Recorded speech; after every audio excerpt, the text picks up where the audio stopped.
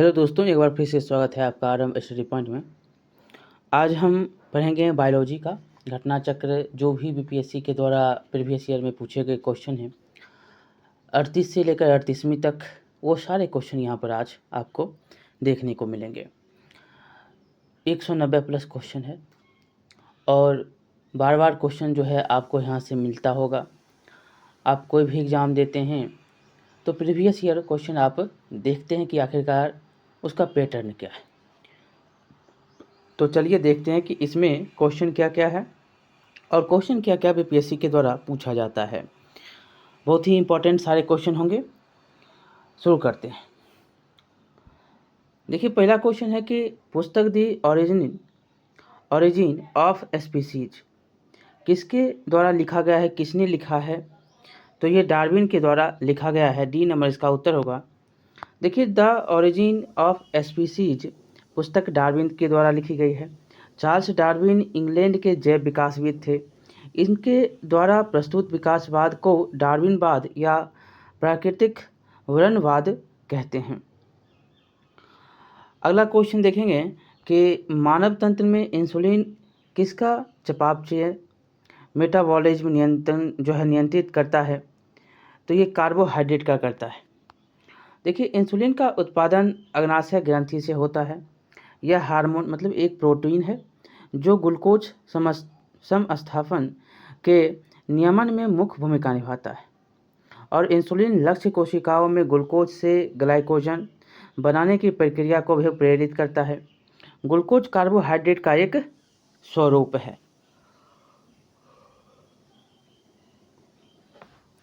तीसरा है कि निम्नलिखित में से एंटीबायोटिक है कौन सा है? इसमें देखिए, इसमें एक से अधिक आपको पेनिसिलिन तथा सल्फाडायजीन एंटीबायोटिक है। इसमें दो आपको देखने को मिल रहे हैं, ए और डी। और एंटीबायोटिक का उपयोग बैक्टीरिया जनित रोगों के उपचार के लिए किया जाता है। एक से अधिक इसमें सही है। अगला क्वेश्चन है कि निम्नलिखित में से कौन सा मुख्यतः कार्बोहाइड्रेट है? तो मुख्यतः जब बोले तो चावल हो जाएगा। क्या हो जाएगा? मुख्यतः चावल है। सी नंबर इसका उत्तर होगा। देखिए, चावल जो है, चावल कार्बोहाइड्रेट का मुख्य स्रोत है।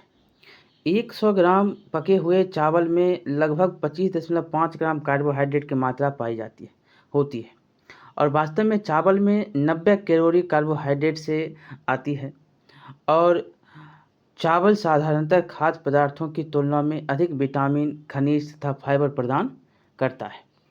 अगला क्वेश्चन देखिएगा कि कीट संवर्धन क्या है? तो ये कीटों की वृद्धि करने का विज्ञान होता है। अब देखिए, इसमें लिखा गया है कि कीट संवर्धन कीटों मतलब कि केचुआ की वृद्धि करने का विज्ञान है। केचुआ कृषकों का मित्र एवं कृषि की आंत कहा जाता है। केचुआ खाद या वर्मी कंपोस्ट पोषक पदार्थों से क्या होता है? भरपूर एक उत्तम जैव उर्वरक होता है। अगला देखेंगे जेनेटिक्स निम्न में से किसका अध्ययन है? तो आनुवांशिक और विचरण का। आप देखते हैं कि जेनेटिक्स जीव विज्ञान का वह शाखा जिसके अंतर्गत जीवधारियों में जीनों, आनुवांशिकता और विचरण का अध्ययन किया जाता है। अगला क्वेश्चन देखेंगे कि गर्भ में भ्रूण के विकास को जानने के लिए निम्नलिखित किरणों या तरंगों में से किसका उपयोग किया जाता है? तो पराध्वनिक तरंगें होते हैं। सी नंबर इसका उत्तर होगा। गर्भ में भ्रूण के विकास को जानने के लिए अल्ट्रासाउंड तकनीक की तरह पराध्वनिक तरंगों का उपयोग किया जाता है। अगला क्वेश्चन देखें तो निम्न में से कौन सा एक सच्चा फल नहीं है? इसमें सेब क्या है? सच्चा फल नहीं है। क्यों नहीं है उसके बारे में अगर हम देखें तो जब फल के निर्माण में अंडाशय के अलावा कुछ अन्य भाग भी शामिल हो तो ऐसे फल क्या होते हैं? असत्य फल होते हैं। और इसमें आपको असत्य फल में सेब, काजू, नाशपाती ये सभी आते हैं। अगला देखेंगे क्वेश्चन कि पाइन, फर, स्प्रूस, सेडार, लॉर्च एवं साइप्रस आदि मशहूर लकड़ी उत्पादन पौधों में से बहुत से भारत की पहाड़ी क्षेत्रों में भी पाए जाते हैं। ये सभी क्या कहलाते हैं? तो ये सभी अनावृतजीवी कहलाते हैं। देखिए, जो भी हैं, पाइन है, फर है, स्प्रूस है, सेडार, लॉ, अर्ज एवं साइप्रस आदि मशहूर लकड़ी उत्पादन पौधे हैं और ये पर्वतीय जो है वन के अंतर्गत पाए जाते हैं और पाए जाने वाले ये जो है कोनधारी वृक्ष होते हैं। ये सभी जो है अनावृतबीजी कहलाते हैं। अगला क्वेश्चन देखें तो लौंग। लौंग एक मसाला है, पौधे के किस भाग से प्राप्त होता है? तो ये होता है फूल की कली। फूल की कली होता है। देखिए, लौंग जो है बंद कलियों या पुष्प कलिका है, जिसका उपयोग भोज्य पदार्थ, दांतों के दर्द निवारक इत्यादि में किया जाता है। और लौंग के पौधे का वास्तविक नाम साइजीजियम एरोमेटिकम है और जो कि कुल मेंटेसी के अंतर्गत आता है, फैमिली के अंतर्गत आता है और इसका जन्म स्थल इंडोनेशिया को माना जाता है, इंडोनेशिया, और तथा इसका उपयोग समस्त विश्व में किया जाता है। यह एक सदाबहार वृक्ष है जिसकी ऊंचाई 10 से 20 मीटर तक होती है तथा इसकी पत्तियां बड़ी एवं अंडाकार ओवल के जैसे होती है। अगला देखेंगे क्वेश्चन की लौंग पौधे के निम्नलिखित में से किस भाग से प्राप्त? तो देख सकते हैं कि शुष्क की जो है पुष्पकली। अगला क्वेश्चन है कि अदरक। अदरक तना है कि जड़? अदरक तना है, जड़ नहीं, क्योंकि अब देखिए इसमें नोड और एंटीनोड की बात होगी।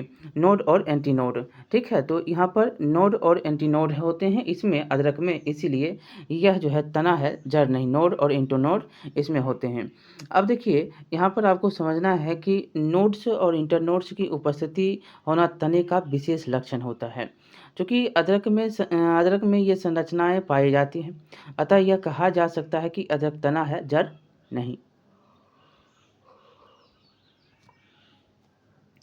13 नंबर देखेंगे परागण की सुपरिभाषा क्या है? परागण मतलब कि आप देखें तो परागण कण का परागकेसर से क्लोम छिद्र तक स्थानांतरित होने की क्रिया होती है परागण, ठीक है। और इसमें आपको याद रखना है कि परागण में पुष्प के परागकेसर के परागकण स्थानांतरित होकर पुष्प के स्त्री केसर या क्लोम छिद्र तक पहुँचते हैं और इस पर जो है क्रिया को परागण कहा जाता है। अगला देखें पादप कली है, तो एक भ्रूण या टहनी है, ये नंबर इसका सही है। देखिए वनस्पति विज्ञान में किसी अविकसित प्ररोह को कली या कलिका कहते हैं। यह किसी पत्ती के कक्ष पर या तने के अंतिम छोर पर उत्पन्न होती है। अगला देखें कि पौधे जो नमक युक्त मिट्टी में उगते हैं को कहते हैं, तो इसको हेलोफाइट कहते हैं, जो कि लवण युक्त जल में पैदा होते हैं। अगला देखें कि लवणा युक्त वातावरण प्रेमी पौधों को क्या कहते हैं? तो वही है लवण मृदोद्भिद कहा जाता है। ये आपको 53 से देख सकते हैं कि क्वेश्चन रिपीट हुआ है 67 में जाके। अब देखिए इलेक्ट्रोएन्सेफेलोग्राम ईईजी जो होता है निम्न में से किसकी निगरानी के लिए? तो ये मस्तिष्क की निगरानी के उपयोग में होता है, के लिए उपयोग होता है। अब देखिए ईईजी मस्तिष्क की विद्युतीय गतिविधि को मापने वाला यंत्र होता है जो भेदक प्रबंधन के सिद्धांत पर कार्य करता है। अगला देखें मांसपेशियों में दर्द के उपचार में उपयोग किया जाने वाला विकिरण कौन सा? तो ये इंफ्रारेड होता है, ए नंबर सही होगा। और आईआर जिसको बोलते हैं इंफ्रारेड रेडिएशन, और ऐसे इंफ्रारेड विकिरण बोलते हैं, या अवरक्त विकिरण का उपयोग मांसपेशियों में दर्द उपचार करने के लिए किया जाता है। और इंफ्रारेड लैंप विद्युत उपकरण है जिनसे इंफ्रारेड विकिरण उत्सर्जित की जाती है। अगला देखें तो जीवों में अत्यधिक जो है विविधता का कारण तो उत्परिवर्तन के कारण होता है। देखिए वैज्ञानिक का वह समूह जिसने प्रकृतिवाद के सिद्धांत को आधुनिक रूप दिया उसे नव डार्विनवादी कहते हैं। और आधुनिक नव डार्विनवादियों के अनुसार जीवनों में साधारण परिवर्तनों के उपरांत नए जीव बनते हैं जिससे उनमें विभिन्नताएं जो है बढ़ जाती है और इन परिवर्तनों को उत्परिवर्तन कहते हैं और ये परिवर्तन स्पष्टतः वंशागत होते हैं तथा पीढ़ियों में वर्ण द्वारा नई जातियों की उत्पत्ति होती है। अगला क्वेश्चन देखें तो मेंडल के आनुवांशिकता का सिद्धांत किस पर आधारित, तो ये लैंगिक जनन पर आधारित होता है। देखिएगा इसमें मेंडल के आनुवांशिकता का सिद्धांत लैंगिक जनन पर निर्धारित है। और अगला क्वेश्चन देखें तो डीएनए की खोज करने वाले कौन, तो इसमें दो आएंगे, हरविंद को जो है हरगोविंद खुराना भी हैं और देखें तो ऐसे आपको यहाँ पर दो तो यहाँ पर आएंगे ही, हरविंद को जो है गोविंद खुराना है, जोहानसन हैं और ग्रेगर मेंडल हैं, जेम्स वाटसन और फ्रांसिस क्रिक हैं। तो इसमें उत्तर देखें तो यह जो है एक गलत धारणा है कि डॉक्टर जेम्स वाटसन और फ्रांसिस क्रिक MHF विल्सन तथा फ्रैंकलिन नामक वैज्ञानिक ने डीएनए की खोज की थी। वस्तुतः वैज्ञानिकों ने एक्स-रे विश्लेषण द्वारा 1953 में डीएनए कुंडलीकार विन्यास प्रस्तुत किया। वास्तव में डीएनए की पहचान सर्वप्रथम 1869 में स्विस रसायन शास्त्री फ्रेडरिक मिक्सचर ने की थी। ठीक है, और फ्रेडरिक ने इसे क्या कहा, फ्रेडरिक ने इसे न्यूक्लियर कहा था। तो याद यहाँ पर इनके बारे में रखना है आपको। अगला देखेंगे यहाँ पर क्वेश्चन कि जीन जो है कोशिकाओं में आनुवांशिक लक्षणों के नियंत्रण में निम्नलिखित में से कौन सा उत्तरदायी, तो ये डीएनए ही उत्तरदायी होता है, डीएनए। देखिए इसमें जीव कोशिकाओं में आनुवांशिक लक्षणों के नियंत्रण में डीएनए उत्तरदायी होते हैं। यकृत एवं अगला क्वेश्चन है, यकृत एवं मांसपेशियों में ऊर्जा जमा होती है तो ग्लाइकोजन के रूप में। अगला देखें यहाँ पर आपका इसका व्याख्या हो तो शरीर की कोशिकाओं को कार्य करने के लिए ऊर्जा की आवश्यकता होती है। यह ऊर्जा शुगर, वसा, प्रोटीन की रासायनिक क्रियाओं से प्राप्त होती है। शुगर शरीर में ग्लूकोज में परिवर्तित हो जाती है और जो एक सरल शर्करा है, यह अवशोषित होकर रक्त से विभिन्न अंगों ऊतकों में पहुंच जाती है।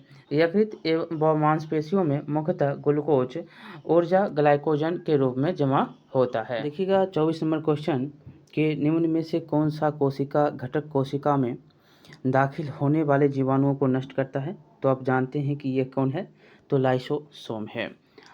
यहाँ पर देखिएगा लिखा गया है कि लाइसोसोम की खोज डी ड्यूब द्वारा की गई थी और यह झिल्ली से घिरी संरचना होती है जिसमें पाचक एंजाइम पाए जाते हैं और इसमें जीवाणु तथा विषाणु प्रवेश करते ही नष्ट हो जाते हैं। इसे आत्मघाती थैली भी कहते हैं। किसको? लाइसोसोम को आत्मघाती थैली भी कहा जाता है।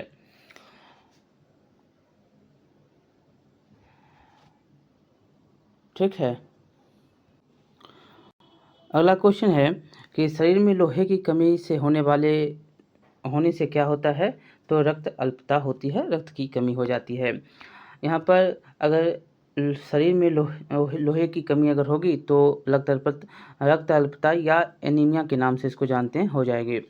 और लोहा रक्त में हीमोग्लोबिन बढ़ाने में मदद करता है और शरीर में लोहा युक्त भोजन ना करने से शरीर में लोहा की कमी हो जाती है। अगला क्वेश्चन देखेंगे, मानव शरीर का जो है सामान्य तापमान होता है, यहाँ पर देखिए फ़ारेनहाइट में है तो 98.6 डिग्री जो है फ़ारेनहाइट में होता है।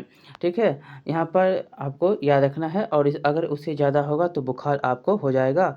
अगर डिग्री सेल्सियस में दे तो ये कितना, तो 37 होता है। अगला क्वेश्चन देखें तो इनमें से कौन सी ग्रंथि को मानव शरीर की तीसरी आँख कहा जाता है, तो यह है पीनियल ग्रंथि। पीनियल ग्रंथि को तीसरी आँख कहते हैं। मानव के मस्तिष्क के स्थिति अत्यंत छोटी ग्रंथि पीनियल ग्रंथि ग्लैंड जो होता है को मानव शरीर की तीसरी आँख कहा जाता है। यह एक अंतःस्रावी ग्रंथि जो मस्तिष्क के केंद्र के निकट एपिथेलेमस में अवस्थित होता है। इसके अन्य नाम कोनेरियम और एपिफाइसिस भी है और यह जो है मेटाटोनिन नामक हार्मोन स्रावित करती है जो शरीर की जैविक घड़ी के विनियमन में मुख्य भूमिका निभाता है। यह मानव शरीर की सबसे छोटी अंतःस्रावी ग्रंथि भी होती है। अगला देखेंगे क्वेश्चन कंकाल, कंकाल के वे हिस्से जो हड्डियों की तरह सख्त नहीं होते और मोड़े जा सकते हैं, वो कौन से होते हैं? कार्टिलेज। कार्टिलेज देखिए, उपास्थि, उपास्थि एक प्रकार का संयोजी ऊतक होता है जिसमें कोशिकाओं के बीच पर्याप्त स्थान होती है। इसकी ठोस आधात्री प्रोटीन और शर्करा की बनी होती है। यह अस्थियों के जोड़ों को चिकना बनाती है। परिणाम स्वरूप हड्डियों के बीच संघर्ष जो है घर्षण जो है कम होता है और उपास्थि जो है नाक, कान, कंठ और श्वास नली में भी उपस्थित होती है। अगला क्वेश्चन देखेंगे कि लाइकेन, लाइकेन में एक क्लोरोफिल युक्त पार्टनर एक साथ रहते हैं, तो ये रहता है शैवाल और कवक। लाइकेन में शैवाल और कवक याद रखना है। यहाँ पर लाइकेन में एक क्लोरोफिल युक्त पार्टनर शैवाल और कवक एक साथ रहता है और इस प्रकार की संरचना में कवक अधिक प्रभावी साझेदार होता है। कवक शैवाल को आश्रय क्या करता है? कवक शैवाल को आश्रय, जल एवं खनिज प्रदान करता है और बदले में शैवाल कवक को भोजन प्रदान करता है। शैवाल क्या करता है? कवक को भोजन देता है जिससे वह प्रकाश संश्लेषण द्वारा तैयार करता है। जीव विज्ञान में यदि कोई दो जीव एक दूसरे की मदद करते हैं तो इसे सहजीवी संबंध कहा जाता है। ऐसे आपसे पूछा जाता है कि लाइकेन में जो है शैवाल और कवक कैसे संबंध में है? तो सहजीवी एक दूसरे का मदद करता है। अगला देखेंगे यहाँ पर क्वेश्चन की मादा एनोफिलीज को मादा क्यों लेक्स से अलग किया जा सकता है? क्योंकि यह बैठती है तो यह बैठता है अंतर स्तर के एक कोण पर, ठीक है, के साथ कोण पर। मादा एनोफिलीज मच्छर जो होती है को क्यों मादा क्यों लेक्स से अलग किया जा सकता है? क्योंकि यह अंध स्तर के साथ एक कोण पर बैठती है। वैश्विक स्तर पर देखा जाए तो मच्छरों की 3500 से अधिक प्रजातियां पाई जाती है और एवं उनको 3 प्रजातियों में विभाजित किया जाता है। एक होता है क्यूलेक्स, दूसरा होता है एनोफिलीस और तीसरा होता है एडीज। प्रत्येक जीनस एक जो है विशिष्ट परजीवी के मध्यवर्ती मेजबान के रूप में कार्य करता है। इसके अतिरिक्त भी इनमें भोजन श्रृंखला, आकार, आवास आदि को भी लेकर पर्याप्त अंतर। देखिए यहाँ पर आपको क्यूलेक्स और एनोफिलीस में अंतर क्या है उसके बारे में बताया गया है।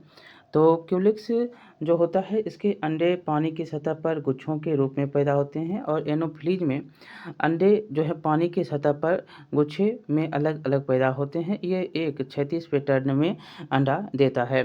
क्यूलिक्स इनका लार्वा नीचे से पोषक होता है और एनाफिलीज में इसका लार्वा ऊपर से पोषक होता है। क्यूलिक्स में इसके पंख पारदर्शी और ये जो है दूसरा में देखें तो एनाफिलीज में इसके पंख धब्बेदार और क्यूलिक्स में ये दूर तक उड़ते हैं तो ये दूर तक नहीं उड़ पाते। इनका शरीर जो है अंधा स्तर के समानांतर होता है क्यूलिक्स का, तो इसका एनाफिलीज का इसका जो है शरीर अंधा स्तर से एक कोण पर टिका होता है, ठीक है। अगला देखेंगे, अगला है कि शरीर की प्रतिरोधक क्षमता से जुड़ा सबसे महत्वपूर्ण कोशिका प्रकार तो लिम्फोसाइट होता है। कौन होता है? लिम्फोसाइट। यहाँ पर इन लिम्फोसाइट होता है। लिम्फोसाइट शरीर की प्रतिरोधक क्षमता से जुड़ा सबसे महत्वपूर्ण कोशिका प्रकार। लिम्फोसाइट अस्थि मज्जा से में बनती है और रक्त एवं लसिका ऊतक में पाई जाती है। दो मुख्य प्रकार के लिम्फोसाइट्स होते हैं, लिम्फोसाइट्स बी और lymphocytes T. Lymphocytes B antibody बनाते हैं और लिम्फोसाइट्स टी ट्यूमर कोशिकाओं को मारने में मदद करते हैं। लिम्फोसाइट से एक प्रकार की श्वेत रक्त कोशिका होती है। अगला क्वेश्चन देखें तो मानव शरीर की मांसपेशियों के बारे में निम्नलिखित में से कौन सा कथन इसमें गलत है? इसमें गलत कथन खोजना है। मांसपेशियां केवल हड्डी को धक्का दे सकता है और ये जो है यही गलत है। केवल जो है ये बहुत ही इंपॉर्टेंट है, हड्डी को नहीं धक्का देता है। यहाँ पर देखें तो गलत यही है और इसमें मांसपेशियां जोड़े में काम करते हैं, सही बात है। सिकुड़ने एवं मांसपेशियां छोटी, सख्त और मोटी हो जाती है, ये सही है। इसमें आपको सही जो उत्तर होगा ये ही होगा। देखिए मांसपेशियां एक व्यक्ति को चलने, बोलने, खाने आदि काम में सहायक होती है। ये दिल की धड़कन, श्वास और पाचन को नियंत्रित करती है। तापमान विनियमन और दृष्टि सहित कई अन्य कार्य भी पेशीय प्रणाली पर निर्भर करते हैं। मांसपेशियां जोड़ी में कार्य करती हैं और सिकुड़ने पर छोटी, सख्त और मोटी हो जाती है। अगला क्वेश्चन देखें तो ल्यूकेमिया कई प्रकार के कैंसर का एक नाम है जो अस्थि मज्जा में उत्पन्न होती हैं और बहुत जो है संख्या में असामान्य रक्त कणिकाओं का बनना शुरू करता है। यह रक्त कणिका कौन सा है? तो ये श्वेत WBC और WBC है, श्वेत रक्त कणिका। ये देखिए ल्यूकेमिया जो होता है रक्त संबंधी किस्मों का समूह है जो अस्थि मज्जा में उत्पन्न होता है और इसमें रुधिर में श्वेत रक्त कणिकाओं WBC की संख्या असामान्य रूप से बढ़ जाती है। उल्लेखनीय है कि WBC हमारे शरीर की प्रतिरक्षा प्रणाली के संदर्भ में अत्यंत महत्वपूर्ण होती है जो संक्रमणों के से शरीर की रक्षा करती है और ल्यूकेमिया में बनने वाली असामान्य श्वेत रक्त कणिकाएं पुनः विकसित नहीं होती हैं और वे सामान्य रक्त कणिकाओं का स्थान लेकर शरीर की प्रतिरक्षा प्रणाली को कमज़ोर करती जाती है। अगला क्वेश्चन देखें तो मानव शरीर के किस अंग में उपकला कोशिका पाई जाती है? तो यहाँ पर ई नंबर हो जाएगा। ऐसे आप देखें तो इसमें अग्नाशय भी, फेफड़ा भी, नाक, कान ये सब हैं, इसीलिए इसमें एक से अधिक उत्तर भी हैं। देखिए उपकरण ऊतक एक महीन और चिकनी झिल्ली जो शरीर के भीतरी समस्त अंगों के बाह्य पृष्ठों को आच्छादित किए हुए है। उपकला ऊतक शरीर के विभिन्न अंग जैसे जिह्वा, वृक्क, नली, लार ग्रंथि, श्वेत ग्रंथि, अग्नाशय, फेफड़ा, नाक, आँख, कान में पाया जाता है। अगला देखें आंतर्ज्वर रोग मानव शरीर के किस अंग को प्रभावित करता है? तो ये भी बहुत ही इम्पोर्टेंट है। इसका उत्तर क्या हो जाएगा? तो ये हो जाएगा आंत। डी नंबर इसका उत्तर होगा। देखिए ये रोग का नाम और उससे प्रभावित अंग। देखिए टाइफाइड जो है अगर होगा, हैजा होगा तो आंत इससे प्रभावित होगा। टीबी और प्लेग निमोनिया होगा तो फेफड़ा प्रभावित हो जाएगा। टिटनेस और कोढ़ होगा तो तंत्रिका तंत्र प्रभावित हो जाएगा और डिप्थीरिया और काली खांसी होगी तो श्वास नली प्रभावित होगी। अगला क्वेश्चन देखें तो कार्बनिक कृषि एक ऐसी प्रणाली है जिसमें क्या होता है? तो जिसमें कार्बनिक खादों पुनर्चक्रित सी नंबर होगा फॉर्म अपशिष्टों तथा जैव कारकों का अधिकतम मात्रा में प्रयोग किया जाता है। अगला देखें तो कार्बनिक कृषि में रासायनिक उर्वरकों एवं कीटनाशकों का उपयोग न्यूनतम मतलब लगभग तथा कार्बनिक खाद, कंपोस्ट खाद, कृषि अपशिष्ट, जैविक खाद जैसे नील हरित शैवाल आदि का अधिकतम प्रयोग किया जाता है। अगला क्वेश्चन देखें तो निम्न में से कौन सी क्रिया पृथ्वी पर हो रहे कार्बन चक्र में ऑक्सीजन को बढ़ाती है? तो प्रकाश संश्लेषण ये करता है काम। डी नंबर इसका उत्तर हो जाएगा। देखिए प्रकाश संश्लेषण की प्रक्रिया में कार्बन डाइऑक्साइड ग्रहण होता है तथा ऑक्सीजन मुक्त होता है। पृथ्वी पर कार्बन चक्र में प्रकाश संश्लेषण की क्रिया ऑक्सीजन को बढ़ाती है। अगला क्वेश्चन देखें तो निम्न में संवहनी पौधे को चुनिए। तो इसमें आपको फर्न क्या है? संवहनी पौधे होते हैं। फर्न जो है एक अपुष्पक संवहनीय पौधा है और संवहनीय पौधा उन पौधों को कहा जाता है जिसमें जल और खनिज को भूमि के पादप के विभिन्न अंगों तक ले जाने के लिए लिग्नित ऊतक पाए जाते हैं। अगला क्वेश्चन देखें तो स्पाइरोगाइरा निम्नलिखित शैवाल में किसका एक उदाहरण? तो ये हरा शैवाल का होता है। सी नंबर उत्तर हो जाएगा। स्पाइरोगाइरा हरे शैवाल का एक उदाहरण जिसमें क्लोरोफिल पाया जाता है अतः यह प्रकाश संश्लेषण की क्रिया द्वारा स्वयं अपना भोजन बनाता है। दुनिया भर में इसकी 400 से ज़्यादा अधिक प्रजातियाँ हैं। अगला क्वेश्चन देखें तो निम्नलिखित में से शैवाल का उदाहरण डैश है?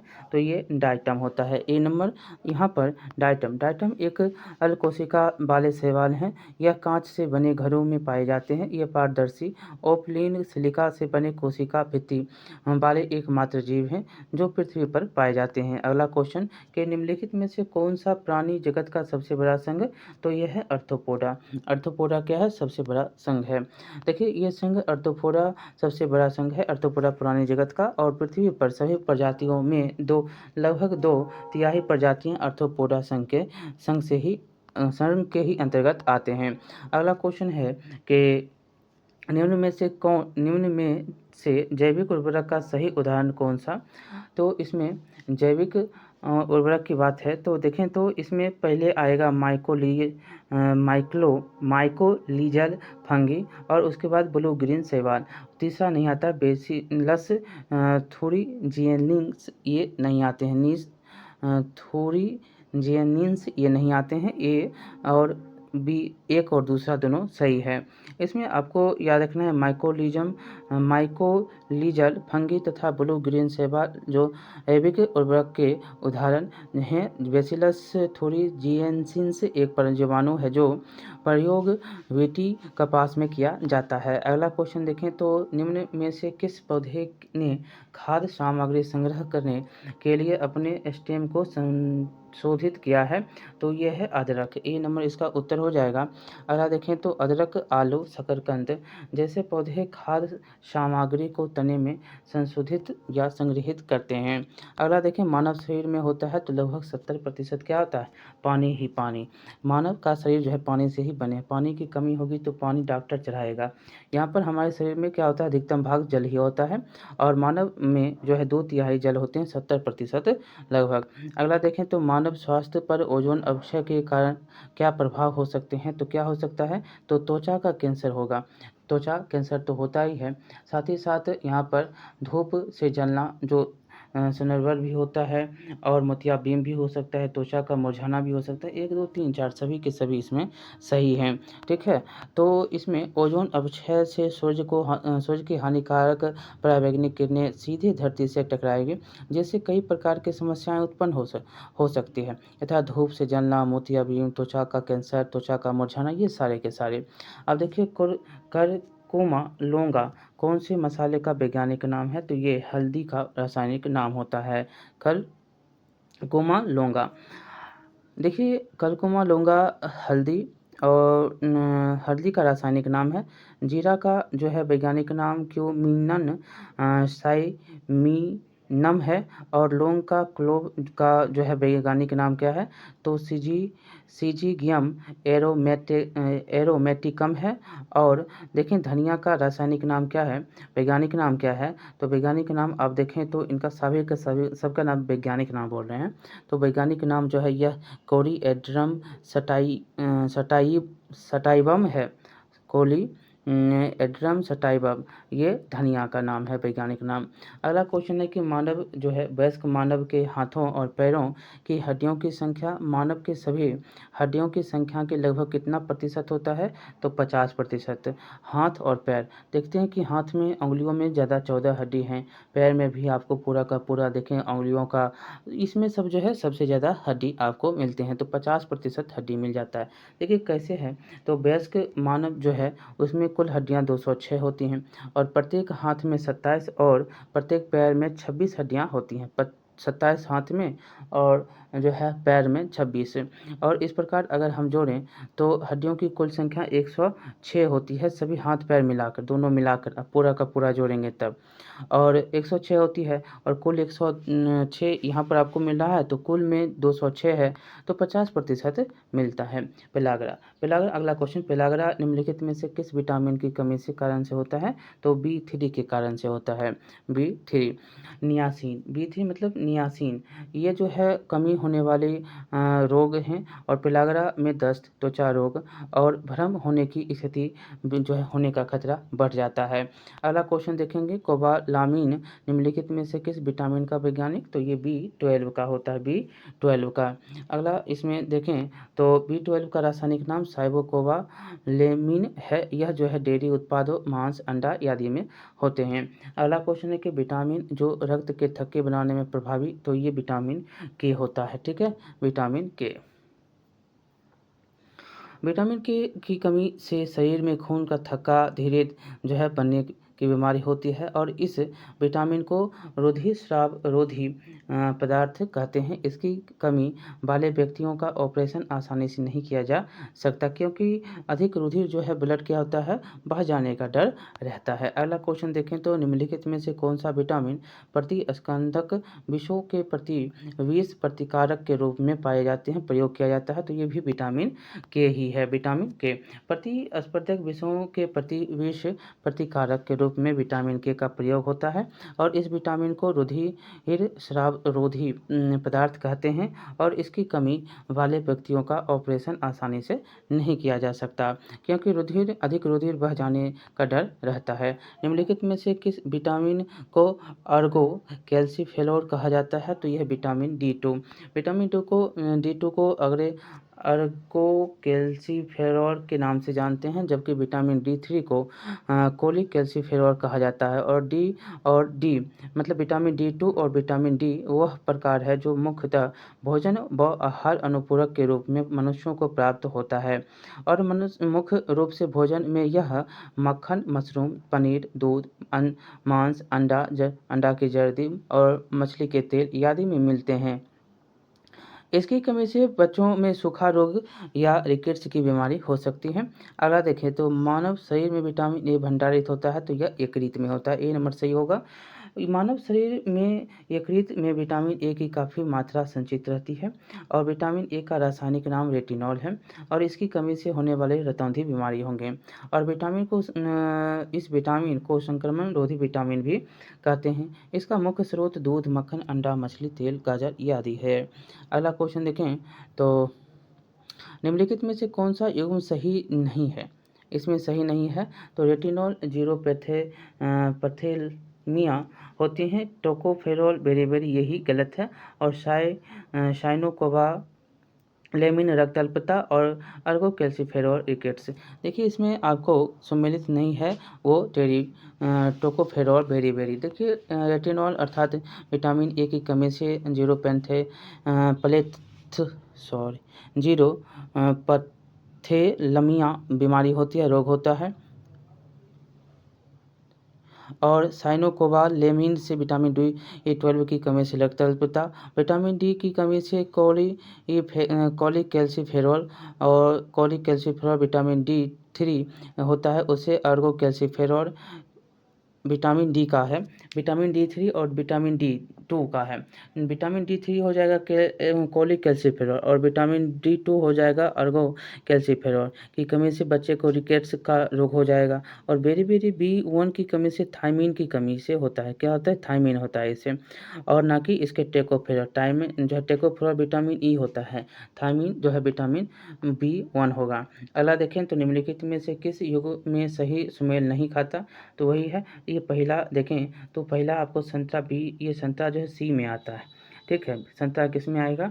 तो सी में आएगा। और विटामिन डी जो होता है या कॉड यकृत तेल और ई जो है गेहूं अंकुर तेल और विटामिन के अल्फा। इसमें आपको उत्तर जो है ई हो जाएगा।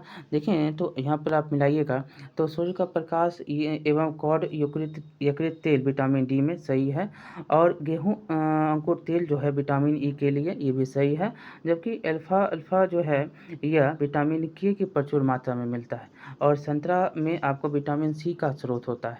इसमें विटामिन बी भी बहुत कम मात्रा में प्राप्त होते हैं, तो इसलिए ई उत्तर इसका होगा। अगला देखेंगे जिस विटामिन कोबाल्ट होता है क्या होता है? वो B12 होता है। B12 कोबाल्ट मतलब B12 डी आंसर डी होगा। कोबाल्ट एक खनिज लवण है जो विटामिन B12 साइनोकोबालामीन का महत्वपूर्ण घटक है। विटामिन 12 वृद्धि ग्रोथ के लिए आवश्यक होता है तथा इसकी कमी से तंत्रिका तंत्र की कार्यकी भी गड़बड़ हो जाती है और विटामिन B12 के महत्वपूर्ण स्रोत मांस, मछली, यकृत, दूध, पनीर इत्यादि है। आंत के जीवाणु भी इसका जो है संश्लेषण करते हैं। देखिएगा अगला क्वेश्चन की एक स्वस्थ वयस्क मनुष्य में रक्त का कुल परिमाप होता है तो 5 से 6 लीटर। एक स्वस्थ अगर मनुष्य है तो उनके शरीर में 5 से 6 लीटर रक्त होंगे। इसमें लिखा गया है कि रक्त एक सरल संयोजी ऊतक, यह रक्त वाहिनियों के अंदर विभिन्न अंगों में नियमित रूप से गतिशील रहता है।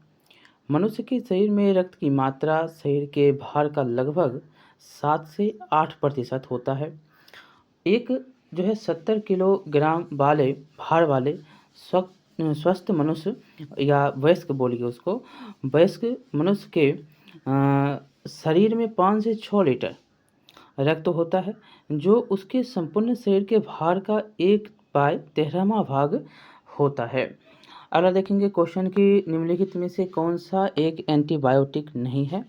तो ऑक्सीटोसिन एंटीबायोटिक नहीं है, और एरिथ्रोमाइसिन और पेनिसिलिन और टेट्रासाइक्लिन ये सारे एंटीबायोटिक हैं।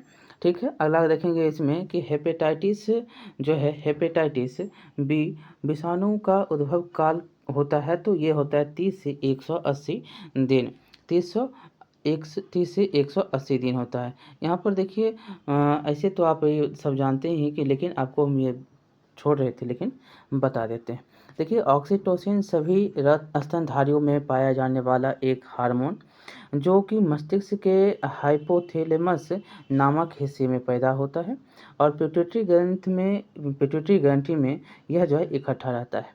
नर का मादा के प्रति आकर्षण पैदा करने में इसकी विशेष भूमिका होती है, इसीलिए लव हार्मोन भी इसको कहा जाता है, ऑक्सीटोसिन को। और सभी क्या हैं, एंटीबायोटिक के उदाहरण। अब यहाँ पर देखिए कि एक ये जो हेपेटाइटिस बी जो है, इसका विषाणु का उद्भव काल 30 से 180 दिन होता है, और इसमें संक्रमण के कुछ समय बाद रोगों के लक्षण उत्पन्न होते हैं, और इस काल को उद्भवन काल कहते हैं।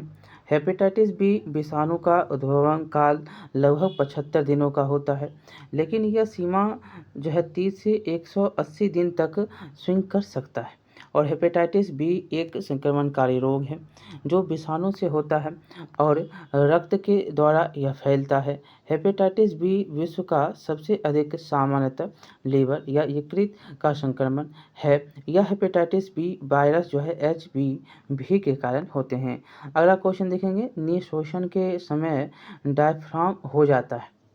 निःशोषण के समय क्या होता है, डायफ्राम क्या होता है, तो समतलकार गुब्बारा होता है। और इसमें देखेंगे ऑप्शन गुब्बा और अभिलंबनीय और तिर्यक। इसमें उत्तर तो आपका है गुबंदाकार, ये है गुबंदाकार, बी नंबर गुबंदाकार होता है। ठीक है, गुबंदाकार, इसमें निःशोषण के समय डायफ्राम गुबंदाकार हो जाते हैं। आपको यहाँ पर याद रखना है कि वायुमंडल से शुद्ध वायु का हमारे फेफड़ों तक पहुंचना और अशुद्ध वायु को फेफड़ों से बाहर निकालने की क्रिया को श्वासोच्छ्वास कहा जाता है, और यह क्रिया दो भागों में पूरी होती है। एक होता है निःशोषण, एक होता है निःशोषण। निःशोषण और निःशोषण, और इसमें निःशोषण की क्रिया में कार्बन डाइऑक्साइड CO2 युक्त हवा फेफड़ों से बाहर निकलती है, और इसमें पसलियाँ और डायफ्राम अपनी सामान्य स्थिति में आ जाते हैं। बस गुदा का आयतन भी फिर से कम हो जाता है। इसके कारण जो है फेफड़ों पर दबाव बढ़ जाता है और कार्बन डाइऑक्साइड गैस हवा में मिलकर शरीर से बाहर निकल जाती है, और निःशोषण के समय डायफ्राम जो है गुबंदाकार हो जाता है। अगला देखेंगे क्वेश्चन, तो निम्नलिखित में से कौन सी एक गैस जो है वातावरण प्रदूषक मानी जाती है, तो वह है सल्फर डाइऑक्साइड SO2। अगला देखें इसमें, तो सल्फर डाइऑक्साइड SO2 वातावरण प्रदूषक गैस मानी जाती है। यह जो है स्वास्थ्य और पर्यावरण दोनों को प्रभावित कर सकती है।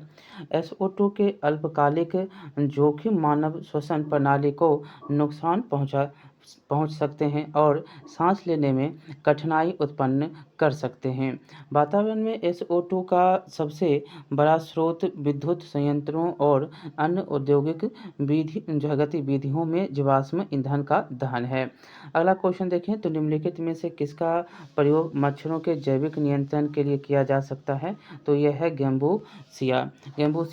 इसमें गेम्बूसिया मछली का जो है, इसमें डी नंबर उत्तर होगा। मछली का प्रयोग मच्छरों के जैविक नियंत्रण के लिए किया जा सकता है।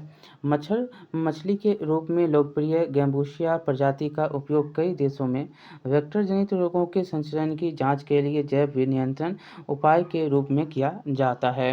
अगला देखें, विटामिन सी की कमी से क्या होता है, तो विटामिन सी की कमी से स्कर्वी रोग होता है। अस्कर्वी होता है। ठीक है, सी नंबर इसमें उत्तर है। देखिए इसका जो है नाम विटामिन सी का एस्कॉर्बिक एसिड होता है और इसकी कमी से एस्कर्वी। विटामिन बी और सी जल में घुलनशील होता है। क्या होता है? विटामिन बी और सी जल में घुलनशील। विटामिन जो है कार्बनिक यौगिक होते हैं जो कि शरीर को संतुलित रूप से संचालन के लिए आवश्यक होते हैं। अगला देखेंगे हीमोग्लोबिन का कार्य क्या होता है? ऑक्सीजन का परिवहन करना हीमोग्लोबिन का कार्य होता है। हीमोग्लोबिन फेफड़ों से शरीर के ऊतकों तक ऑक्सीजन ले जाने और कार्बन डाइऑक्साइड को वापस फेफड़ों तक पहुंचाने का काम करता है। अर्थात हीमोग्लोबिन का कार्य ऑक्सीजन का परिवहन करना है और रक्त संचरण और शरीर के सभी अंगों के कार्यों के लिए ऑक्सीजन की आवश्यकता होती है, जिसमें हीमोग्लोबिन अपनी महत्वपूर्ण भूमिका अदा करता है। अगला क्वेश्चन देखेंगे कि आधार मतलब ट्रांसफ्यूजन में रक्त न केवल रक्त के प्रकार में डैश में भी संगत होना चाहिए, तो यहाँ पर याद रखना है कि यह RH कारण में भी संगत होना चाहिए। ए नंबर उत्तर होगा।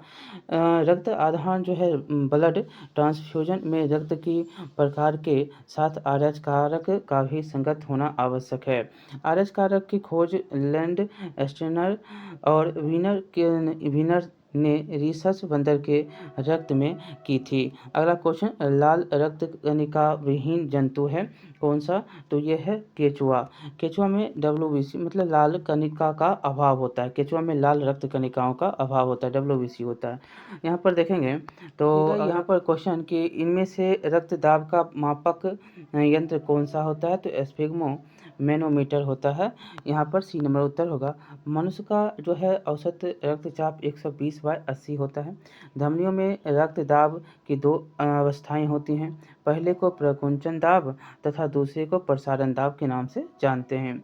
और सामान्य तौर पर प्रकुंचन दाब कितना? तो 120 मिमी Hg तथा प्रसारण दाब जो होता है 80 मिमी Hg होता है।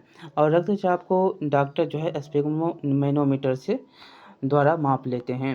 बिक्री से जिसको आप किडनी कहते हैं से प्रति मिनट औसत का रक्त प्रवाह कितना? तो 1200 सीसी होता है। देखिए मानव में विक्र का एक महत्वपूर्ण अंग होता है। विक्र ये जो है मानव में एक महत्वपूर्ण अंग है। इसका मुख्य कार्य रक्त की शुद्धि के साथ शरीर के विषाक्त पदार्थों को मूत्र के माध्यम से बाहर निकालना होता है और मानव विक्र प्रतिदिन लगभग 1500 लीटर रक्त की शुद्धि करता है तथा 1.5 लीटर जो है मूत्र तब्दील कर देता है उससे। और बिक्री से प्रतिदिन 1200 सीसी रक्त का जो है प्रभावित होते हैं। इंसुलिन है, इंसुलिन प्रोटीन क्या है? इंसुलिन प्रोटीन होता है। इंसुलिन पैंक्रियाज अर्थात अग्नाशय के अंतःस्रावी भाग लेगरहेंस की द्वीपिकाओं का बीटा कोशिकाओं से स्रावित होने वाला एक जंतु हार्मोन है। रासायनिक संरचना की दृष्टि से यह एक सूक्ष्म पेप्टाइड मतलब प्रोटीन है जिसकी रचना 51 अमीनो अम्लों से होती है। यह शरीर के ग्लूकोज के उपापचयन को नियंत्रित करता है। अगला क्वेश्चन देखें निम्नलिखित में से कौन सा हार्मोन? तो इंसुलिन क्या है? हार्मोन है। अगला क्वेश्चन देखेंगे कि ऐसे यहाँ पर दिया भी गया है, देखिए एक मिनट रुकिए। महिला सेक्स हार्मोन कौन है? एस्ट्रोजन। एस्ट्रोजन है इसमें। और एस्ट्रोजन जो होता है एक हार्मोन है जिसका उत्पादन स्त्रियों में अंडाशय की ग्राफियन पुटिकाओं की थीका इंटरना की कोशिकाओं द्वारा यौवनारंभ से लेकर रजनोवृत्ति के आयु मतलब 45 से 52 तक की आयु जो होती है उसमें होती है। प्रमुख एस्ट्रोजन एस्ट्रेडियोल होता है जिसे नारी विकास हार्मोन कहते हैं क्योंकि यह मादा के द्वितीयक लैंगिक लक्षणों जिसमें लड़कियों में स्तन दुग्ध ग्रंथियों और गर्भाशय तथा योनि इत्यादि का समुचित विकास होता है शामिल है। और इसमें जो है ये इसके सहायक होते हैं, विकास में सहायक होते हैं। दूसरा अगला देखेंगे क्वेश्चन की निम्नलिखित में से कौन सा हार्मोन स्तन ग्रंथियों से दूध स्राव होने में भूमिका निभाता है? तो ऑक्सीटोसिन निभाता है। डी नंबर उत्तर हो जाएगा। ऑक्सीटोसिन के दो लक्ष्य उत्तक होते हैं। स्त्रियों में गर्भाशय तथा इनके स्तन और शिशु जन्म के बाद हार्मोन गर्भाशय को सामान्य अवस्था में लाने और शिशु द्वारा दुग्धपान के समय स्तनों की पेशियों को सिकोड़कर दूध उत्क्षेपण को बढ़ाने का काम करता है। दुग्ध पालक अपनी गाय भैंसों से अधिक दुग्ध प्राप्त करने के लिए कृत्रिम ऑक्सीटोसिन के इंजेक्शन भी लगाते हैं, जिसे पिटोसिन कहते हैं। ये अभी जो है बैन हो गया है। अगर देखेंगे कि निम्नलिखित में से किस हार्मोन में आयोडीन मिली होती है, तो ये थायरॉक्सिन में होता है। सी नंबर हो जाएगा, थायरॉक्सिन हार्मोन में आयोडीन मिली होती है। और थायरॉक्सिन का स्राव थायराइड ग्रंथि द्वारा होता है, और थायराइड ग्रंथि से थायरॉक्सिन हार्मोन स्रावित करने के लिए उत्तेजित करने वाला अंतःस्रावी हार्मोन TSH या थायरोट्रोपिन है, जिसका स्रावन अगर पिट्यूटरी और थायरोट्रोप कोशिकाएं करती हैं। शरीर में आयोडीन की कमी से घेंघा रोग हो जाता है। अगला क्वेश्चन देखेंगे, पीयूष। पीयूष जो है पिट्यूटरी ग्रंथि कहाँ पर होती है, तो मस्तिष्क में होती है। कहाँ पे, मस्तिष्क में, डी नंबर होगा। और यह जो है आपको याद रखना है कि मस्तिष्क में हाइपोथैलेमस के नीचे स्थित एक छोटी अंतःस्रावी ग्रंथि होती है, जिसको पिट्यूटरी मास्टर ग्रंथि के नाम से भी इसको जानते हैं। अगला देखेंगे, एंटीबायोटिक दवा का उदाहरण कौन सा, तो पेनिसिलिन क्या है, एंटीबायोटिक दवा है। एंटीबायोटिक दवा का प्रयोग जीवाणुजन्य रोगों के उपचार में किया जाता है, और इसमें पेनिसिलिन एंटीबायोटिक दवा है, और इसे पेनिसिलियम नोटेटम नामक कवकों से प्राप्त किए जाते हैं। यहाँ पर देखिएगा 76 नंबर क्वेश्चन के, चिकित्सा स्थितियों का निदान करने के लिए MRI तकनीक का उपयोग किया जाता है।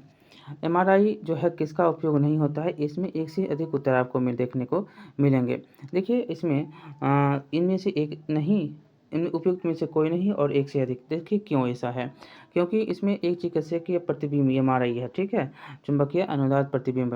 और MRI द्वारा शरीर के अंगों का चित्र प्राप्त करने के लिए प्रबल चुंबकीय क्षेत्र का तथा रेडियो तरंगों का उपयोग किया जाता है। इसे चुंबकीय अनुनाद टोमोग्राफी MRT भी कहते हैं, और एक्स किरण एवं गामा किरण दो इसमें है, इसलिए एक से अधिक उत्तर हो जाएगा। दोनों ही उच्च जो है आवृत्ति से यहानकारी विकिरण है, और जिसका उपयोग जो है, जिसका अर्थ होता है क्या, जिसका अर्थ है कि इन दोनों में ही किसी परमाणु या अणु से इलेक्ट्रॉन को मुक्त करने हेतु पर्याप्त ऊर्जा होती है। और अल्ट्रासाउंड एवं MRI इन दोनों की तकनीकों में किसी आयनकारी विकिरण का प्रयोग नहीं किया जाता। अगला क्वेश्चन देखेंगे कि अंगोरा ऊन किससे प्राप्त होता है, बहुत ही इंपॉर्टेंट है अंगोरा ऊन। देखिए ऐसे अंगोरा ऊन जो है खरगोश से प्राप्त ही होता है, खरगोश, ए नंबर ही उत्तर हो जाएगा, खरगोश। अंगोरा ऊन खरगोश से प्राप्त होता है, और अंगोरा बकरे से मोहेयर प्राप्त होते हैं। अगला देखेंगे क्वेश्चन कि पौधे अपना पोषक तत्व मुख्यतः किससे प्राप्त करते हैं, तो ये मृदा से, किससे, मृदा, डी नंबर उत्तर होगा। हरे जो है पौधे स्वपोषण होते हैं, स्वपोषी होते हैं, अर्थात ये कार्बनिक पदार्थों भोजन का निर्माण स्वयं करते हैं, और पौधों द्वारा जल व अकार्बनिक तत्व भूमि से प्राप्त किया जाता है, तथा कार्बनिक तत्व भूमि में खनिज के रूप में उपस्थित होते हैं। ये खनिज तत्व या पोषक तत्व कहलाते हैं, तथा इसका जो है पोषण खनिज पोषण कहलाता है, इसका पोषण खनिज पोषण कहलाता है। प्रकाश संश्लेषण कहाँ, तो क्लोरोप्लास्ट में होता है। क्लोरोप्लास्ट नामक कोशिकांग में जैव रासायनिक क्रिया प्रकाश संश्लेषण संपन्न होती हैं, और क्लोरोप्लास्ट में हरे रंग का वर्णक क्लोरोफिल मतलब पनहरिम पाया जाता है। अगला देखेंगे क्वेश्चन कि प्रकाश संश्लेषण का उत्पाद कौन सा, तो ये होता है O2। देखिए प्रकाश संश्लेषण जो होता है यह वह क्रिया है जिसमें पौधे के हरे भाग सूर्य से प्रकाश ऊर्जा को ग्रहण कर वायु से ली गई कार्बन डाइऑक्साइड तथा मृदा से शोषित जल H2O द्वारा कार्बोहाइड्रेट्स का निर्माण करते हैं, एवं ऑक्सीजन O2 को और प्रधान रचना या उत्पाद के रूप में बाहर निकालते हैं। प्रकाश संश्लेषण की संपूर्ण क्रिया को निम्नलिखित अभिक्रिया द्वारा भी प्रदर्शित करते हैं। 6CO2 + 12H2O प्रकाश और पनहरिम क्लोरोप्लास्ट, और उसके बाद जो है ये क्या होता है, बनता है C6H12O6 glucose plus 6H2O + 6O2 बनते हैं। और अगला क्वेश्चन देखें तो सौर ऊर्जा ATP में बदलती है, तो यह क्लोरोप्लास्ट में बदलता है, बी नंबर उत्तर होगा। और यह जो है क्लोरोप्लास्ट में सौर ऊर्जा ATP में बदलता है। क्लोरोप्लास्ट एक पादप कोशिकांग है जिसमें पर्णहरित या क्लोरोफिल नामक एक प्रोटीन युक्त जटिल रासायनिक यौगिक पाया जाता है। यह पर्णक पत्तों के हरे रंग का कारण है। अगला क्वेश्चन देखेंगे, कोशिका का शक्ति स्रोत कौन सा? तो माइक्रोकॉन्ड्रिया होता है। बी नंबर इसका उत्तर हो जाएगा। देखिए, माइटोकॉन्ड्रिया जीवाणु एवं नील हरित शैवाल के अलावा सभी सजीव पादप एवं जंतु कोशिकाओं के कोशिका द्रव में बिखरे हुए कलायुक्त कोशिकांग हैं। अगला देखेंगे क्वेश्चन, भ्रूण किसमें बनता है? मिलता है, तो ये मिलता है आपको बीज में। देखिए, बीज में पौधे में भ्रूण बीज में मिलता है। अंकुरण प्रक्रिया के फलस्वरूप भ्रूण बीज से बाहर आते हैं। अगला क्वेश्चन, निम्नलिखित में कौन सा प्रतिजैवी कोष थी? तो यहाँ पर दो है। देखिएगा, इसमें एक से अधिक उत्तर होंगे। देखिए, क्लोरेम्फेनिकोल एक प्रतिजैविक औषधि जिसका उपयोग बैक्टीरिया इन्फेक्शन में किया जाता है, और सल्फागुआनिडीन एक प्रकार का सल्फोनामाइड प्रतिजैविक है जो जीवाणुरोधी एजेंट के रूप में किया जाता है। तो एक से अधिक इसमें उत्तर ए, बी और सी है। एक से अधिक इसमें उत्तर हैं। अगला क्वेश्चन है कि टाइफाइड तथा कॉलरा विशिष्ट जो है उदाहरण किसका है? टाइफाइड तथा कॉलरा किसका उदाहरण है? ये क्वेश्चन है। तो यहाँ पर आपको जलजन्य रोग मिल रहा है, यही है उसका उत्तर हो जाएगा जलजन्य रोग, कॉलरा टाइफाइड जो होता है।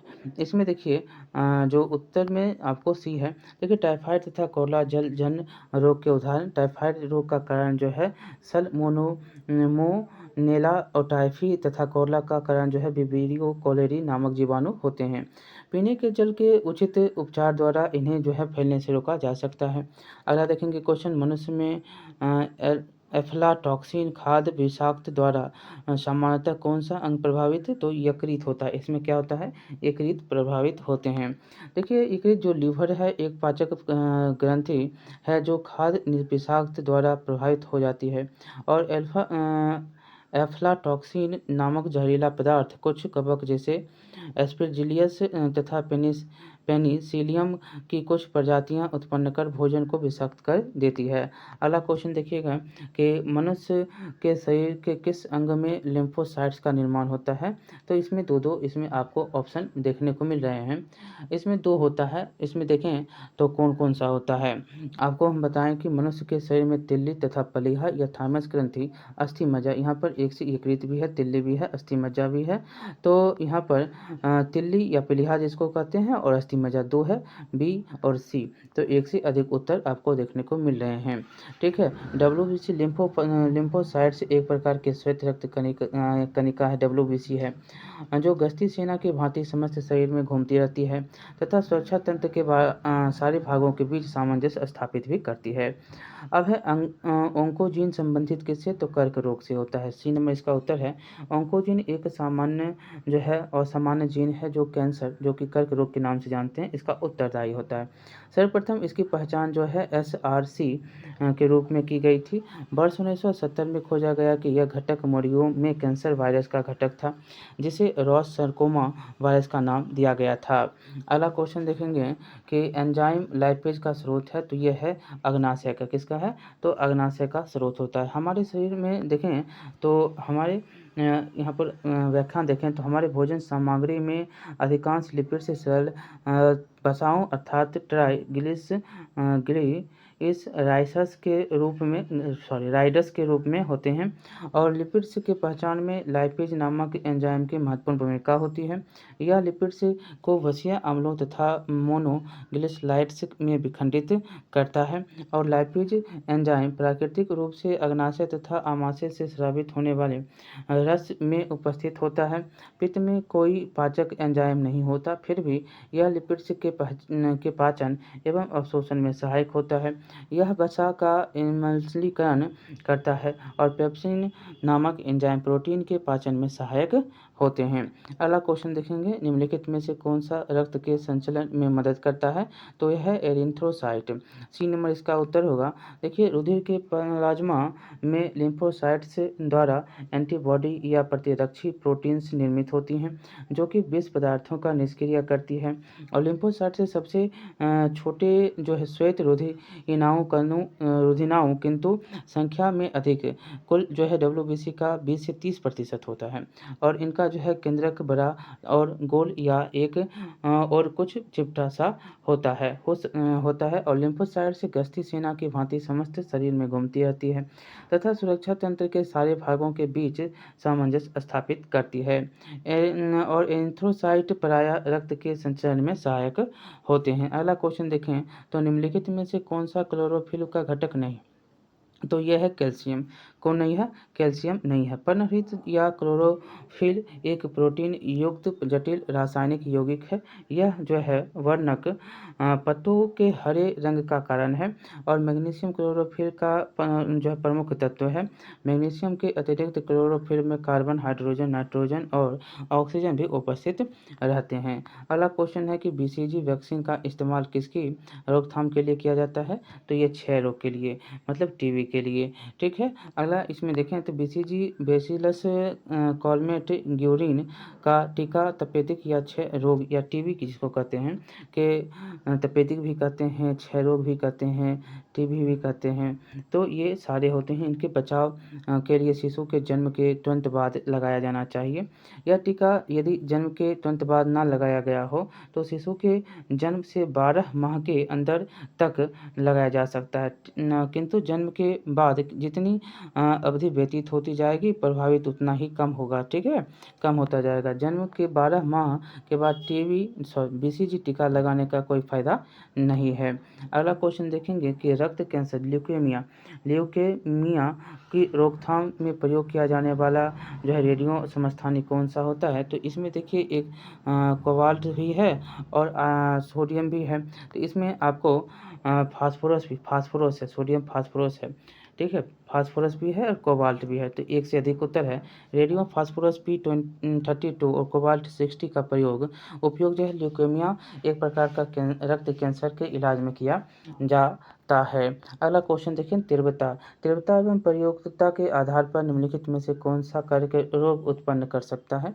इसका उपचार कर यहाँ पर देखें तो आयनीय विकिरण के इसका जो है उपचार भी करता है, तो आयनियन विकिरण। यहाँ पर याद रखना आयनियन विकिरण ही वह कारक है जो कर्क रोग उत्पन्न कर सकता है और उपचार में भी प्रयुक्त होता है। और विकिरण चिकित्सा में कैंसर की कोशिकाओं और संकुचित गांठ को नष्ट करने के लिए आयनीकरण विकिरण का उपयोग किया जाता है। और अनुसंधानों से स्पष्ट हो गया कि निम्न एवं मध्यम विकिरण एक्सपोजर से कैंसर नहीं होता, लेकिन लंबे समय तक विकिरण के प्रयोग से कैंसर हो सकता है। अगला क्वेश्चन देखेंगे यहाँ पर कि सहज प्रणाली का परिवर्धन निम्नलिखित में से कौन सा है, तो यह है प्रणाली की स्वपोषी क्रिया। यहाँ पर याद रखना है कि सहज प्रणाली मुख्य तंत्रिका प्रणाली का एक भाग है। यह सहज प्रक्रियाओं को नियंत्रित करती है। अंतः सहज प्रणाली के विकास को प्रणाली की स्वपोषी प्रक्रिया के रूप में परिभाषित किया जा सकता है। अगला क्वेश्चन है कि शरीर का तापक्रम नियंत्रित करता है, तो ये करता है आपको हाइपोथैलेमस को। ठीक है, बी नंबर उत्तर होगा। मानव शरीर का तापमान साधारणतः 98.6 डिग्री फ़ारेनहाइट होता है और सेल्सियस में कितना, तो 37। और यहाँ पर मानव शरीर के तापमान के स्थिर बने रहने के कारण शरीर में तापमान नियंत्रण की एक यांत्रिक जैविक प्रणाली का कार्य करना है और मस्तिष्क का हाइपोथैलेमस भाग इस प्रक्रिया को नियंत्रित करता है।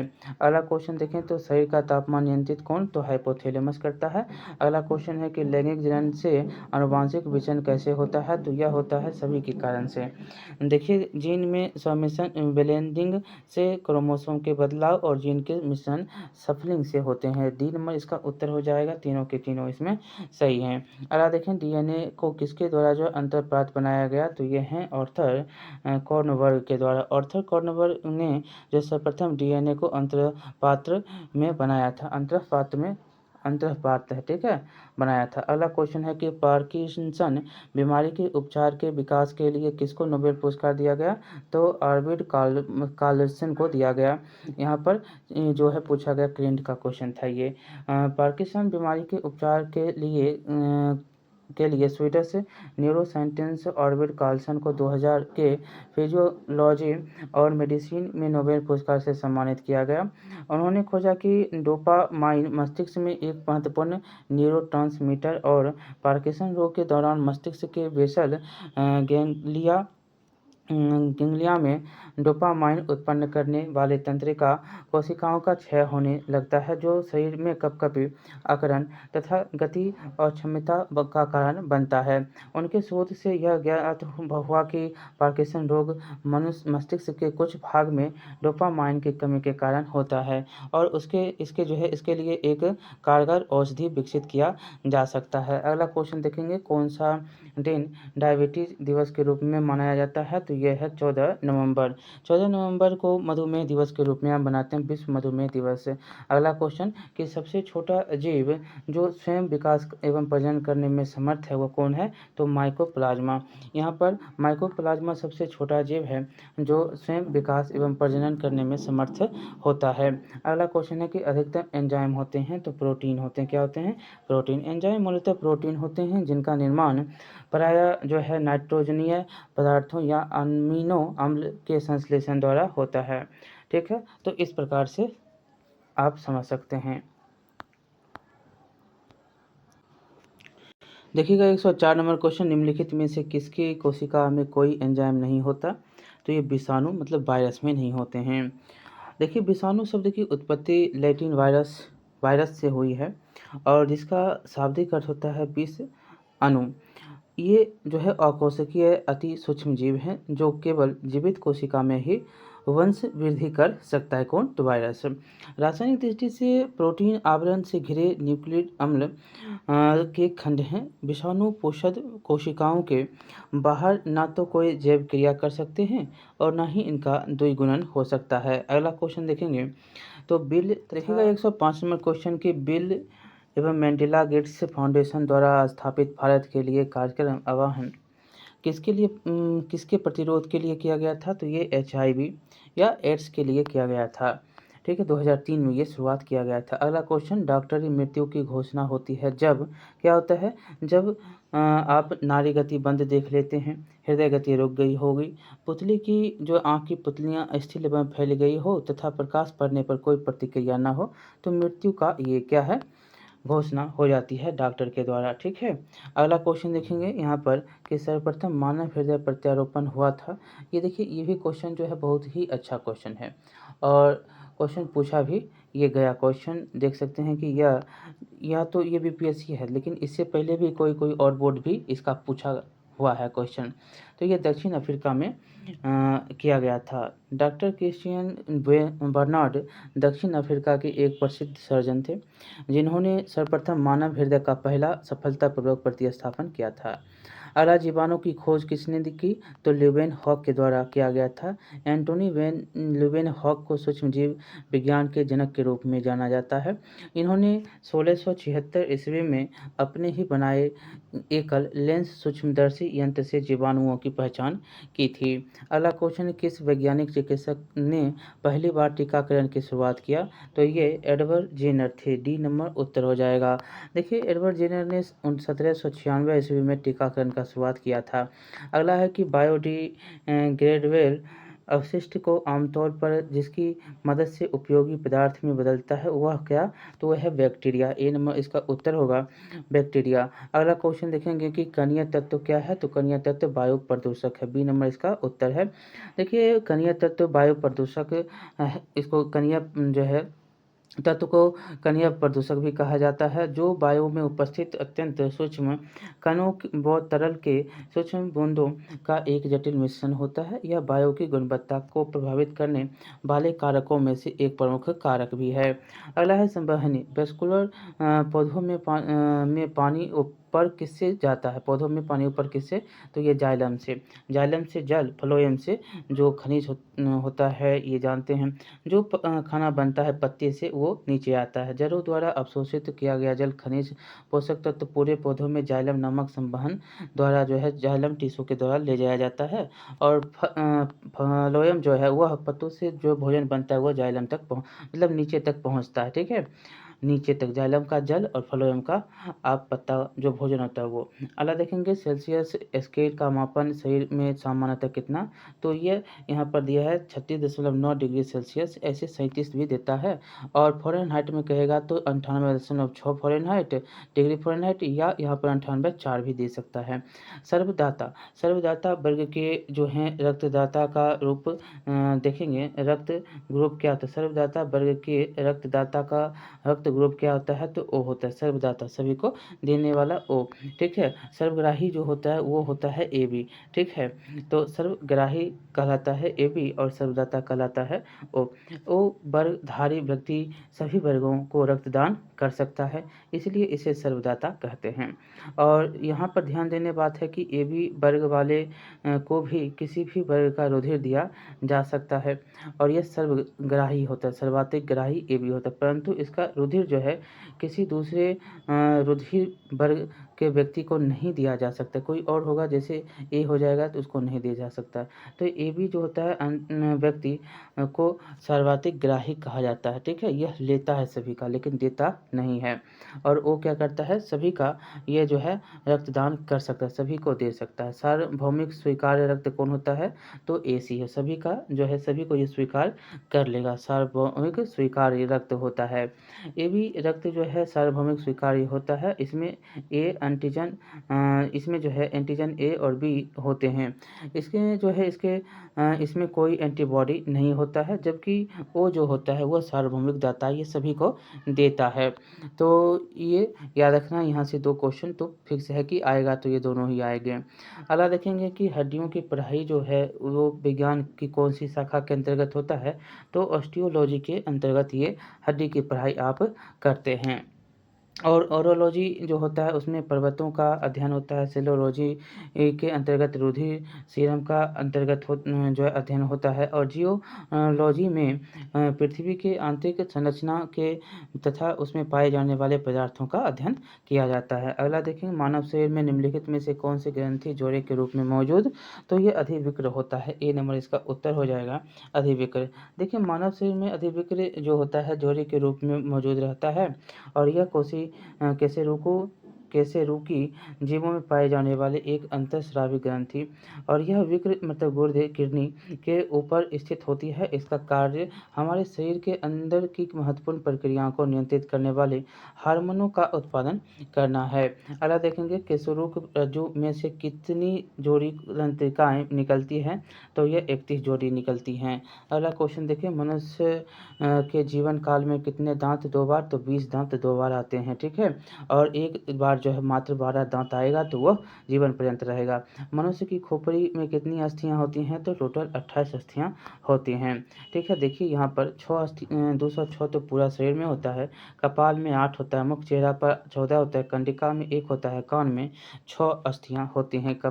और मनुष्य, अगला क्वेश्चन, मनुष्य के शरीर में पैर की हड्डी तो ये ठोस होती है, ये याद रखना है, पैर की हड्डी ठोस। अगला, 20 वर्ष की आयु में मानव शरीर की हड्डियां लगभग कितना, तो यहाँ पर दिया नहीं गया है, लेकिन आपको याद रखना है जब 20 वर्ष होगा तो मनुष्य में 206 हड्डी होगा। 2 भाग में बांटते हैं, एक अक्षय कक्ष कंकाल होता है जिसमें 80 होते हैं, और एक पांगिया होता है जिसमें 126 हड्डियां होती है।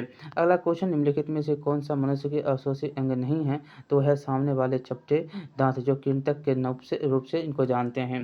देखिए यहाँ पर सी नंबर उत्तर होगा, जीवधारियों में आकारिकीय एवं शारीरिक अध्ययनों में हमें अवशोषी अंगों के बारे में ज्ञान प्राप्त होता है। यह एक ऐसा अंग है जो क्रियाशील प्रतीत होता है, पर इसे पूर्वज के क्रियाशील अंग के समजात दर्शाया जा सकता है। उदाहरण के लिए आप देखें, मनुष्यों के बृहद आंत में उपस्थित एमी रूप पटी से शेषिका एवं आँख की निषेचक झिल्ली पेरिशेषिका शाकाहारी रूमिनेंट स्तनपायी प्राणियों में क्रियाशील होती हैं। अगला क्वेश्चन देखें तो जैविक सिस्टम में रासायनिक क्रिया की प्रक्रिया को तेज करने की उत्तरदायी पदार्थ कौन सा, तो ये एंजाइम होता है, सी नंबर इसका उत्तर होगा। इसमें देखिए, एंजाइम एक जैविक उत्प्रेरक है जो एक प्रोटीन है और अन्य उत्प्रेरक की तरह जो है अभिक्रिया की गति को तेज करता है।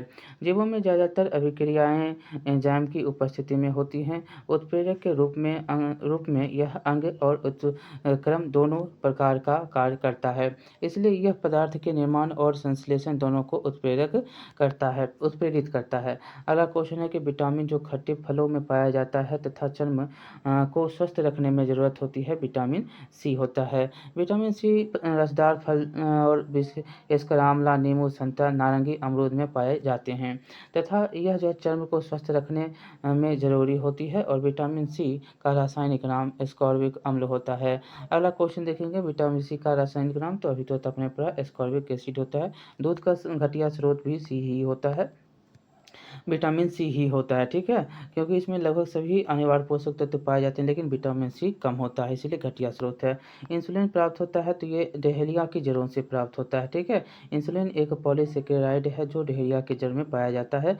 80%, अगला क्वेश्चन, 80% से अधिक सेल में पाए जाने वाले पदार्थ कौन से, तो जल ही जल है, जल तो कल है, ठीक है। अगला क्वेश्चन देखेंगे कि वर्तमान समय के अनुसार मनुष्य पृथ्वी पर जीव का उद्गम 2 लाख वर्ष पूर्व हुआ।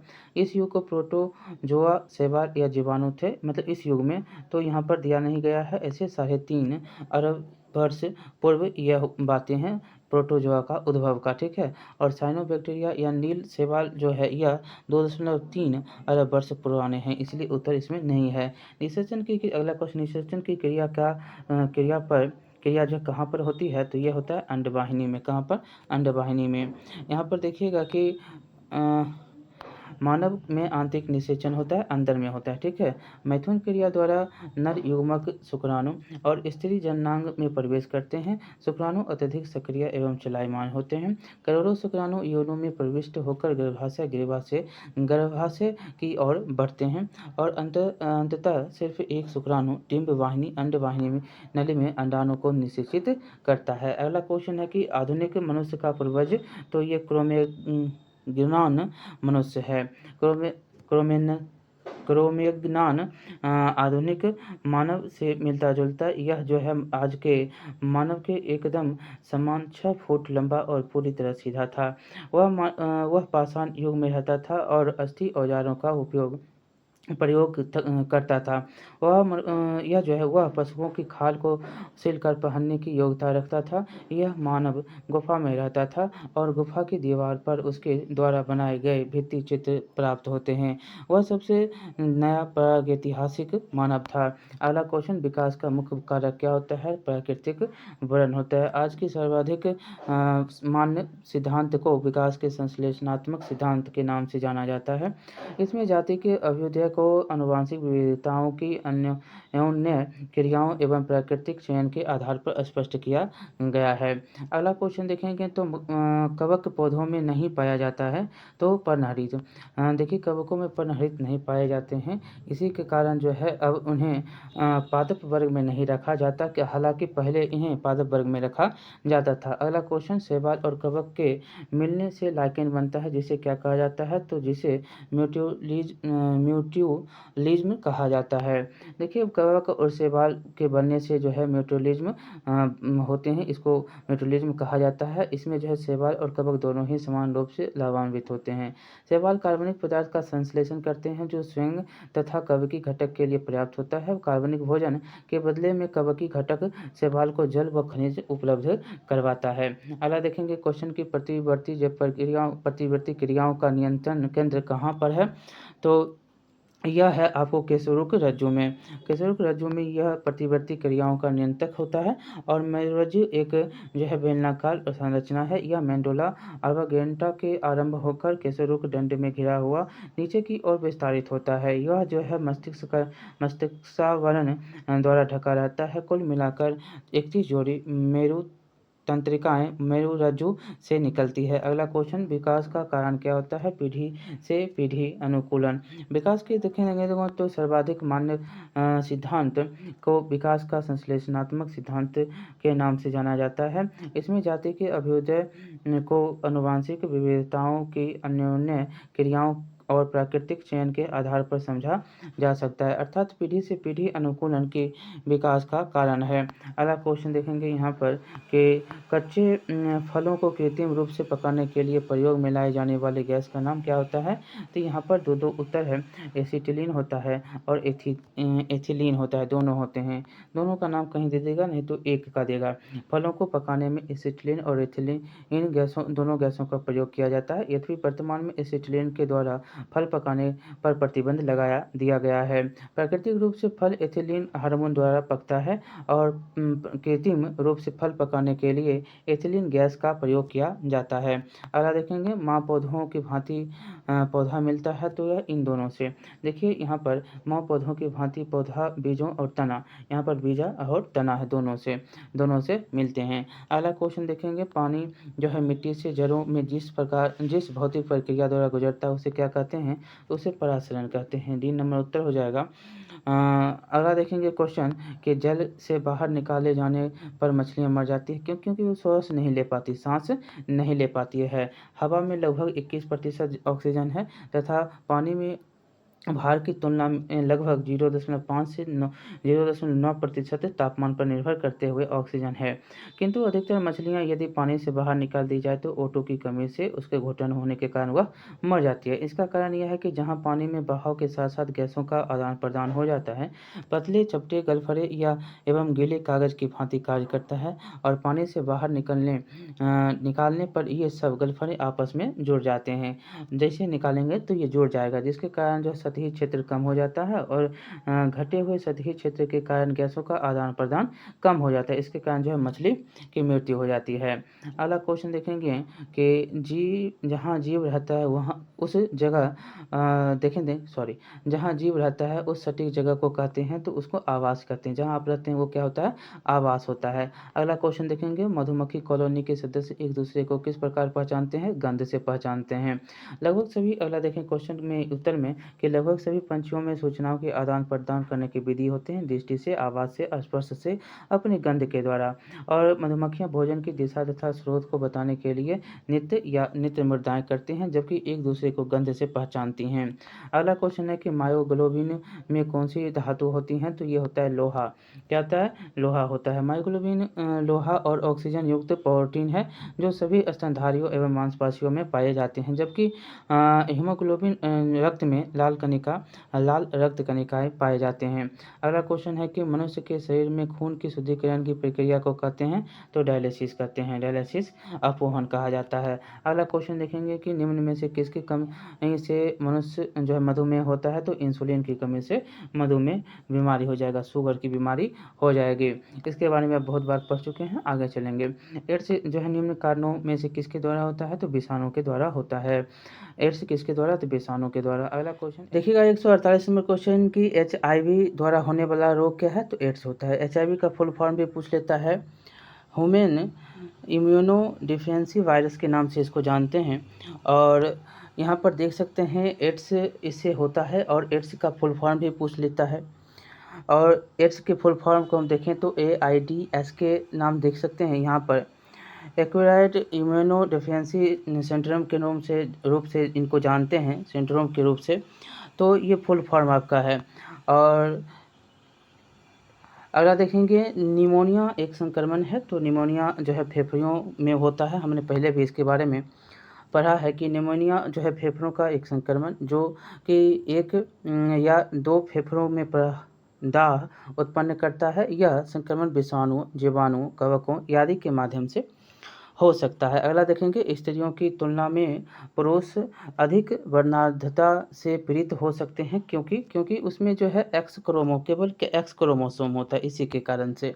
देखिए स्त्रियों की तुलना में पुरुष वर्धांधता से पीड़ित हो जाते हैं क्योंकि स्त्रियों में एक्स क्रोमोसोम लिंग निर्धारक क्रोमोसोम होते हैं, जिसमें एक्स जो वर्धांधता के जीन को यदि वहन करता है तो दूसरा सामान्य एक्स क्रोमोसोम उसे संतुलित कर देता है। इस तरह से महिला केवल जो है वाहक का कार्य करती है, पीड़ित नहीं होती, जबकि पुरुष रोगग्रस्त हो जाते हैं। अब देखिए स्प्लीन क्या जो है कहाँ से मिलता है?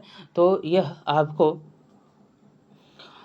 एस्पिरिन जो है ये कहाँ से मिलता है? यह मिलता है कहाँ से? पृथ्वी पेट्रोलियम और क्या है, एक पेड़ से। देखिए ये एक पेड़ से मिलता है। एस्पिरिन एक एंटी पायरेटिक जो हर दवाई वेदना निवारक काम करता है और जो हर मतलब कि बुखार को हरता है। इन दवाओं को विलो वृक्ष की छाल से प्राप्त किए जाते हैं, मतलब एक पेड़ है इससे किया जाता है प्राप्त। अब देखिए निम्न जोड़ों में से कौन सा जोड़ा सही सुमेलित है, ये पूछ रहा है आपसे। जोड़ा कौन सही सुमेलित है? और देखिए यहाँ पर मलेरिया ही सिर्फ है, मलेरिया जो है क्लोरोक्विन से होता है, ये सही है। टिटनेस BCG है इसमें।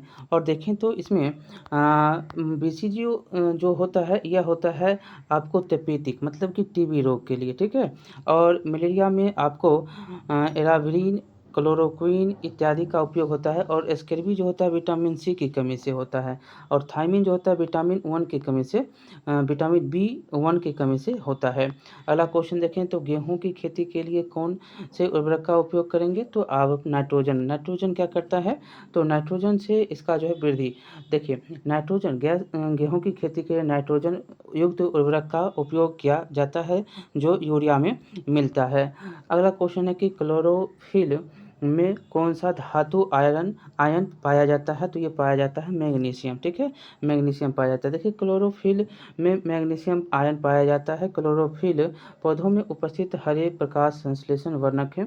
यह प्रकाश ऊर्जा को प्रकाश संश्लेषण क्रिया में के माध्यम से रासायनिक ऊर्जा में बदलने की प्रक्रिया की शुरुआत करता है।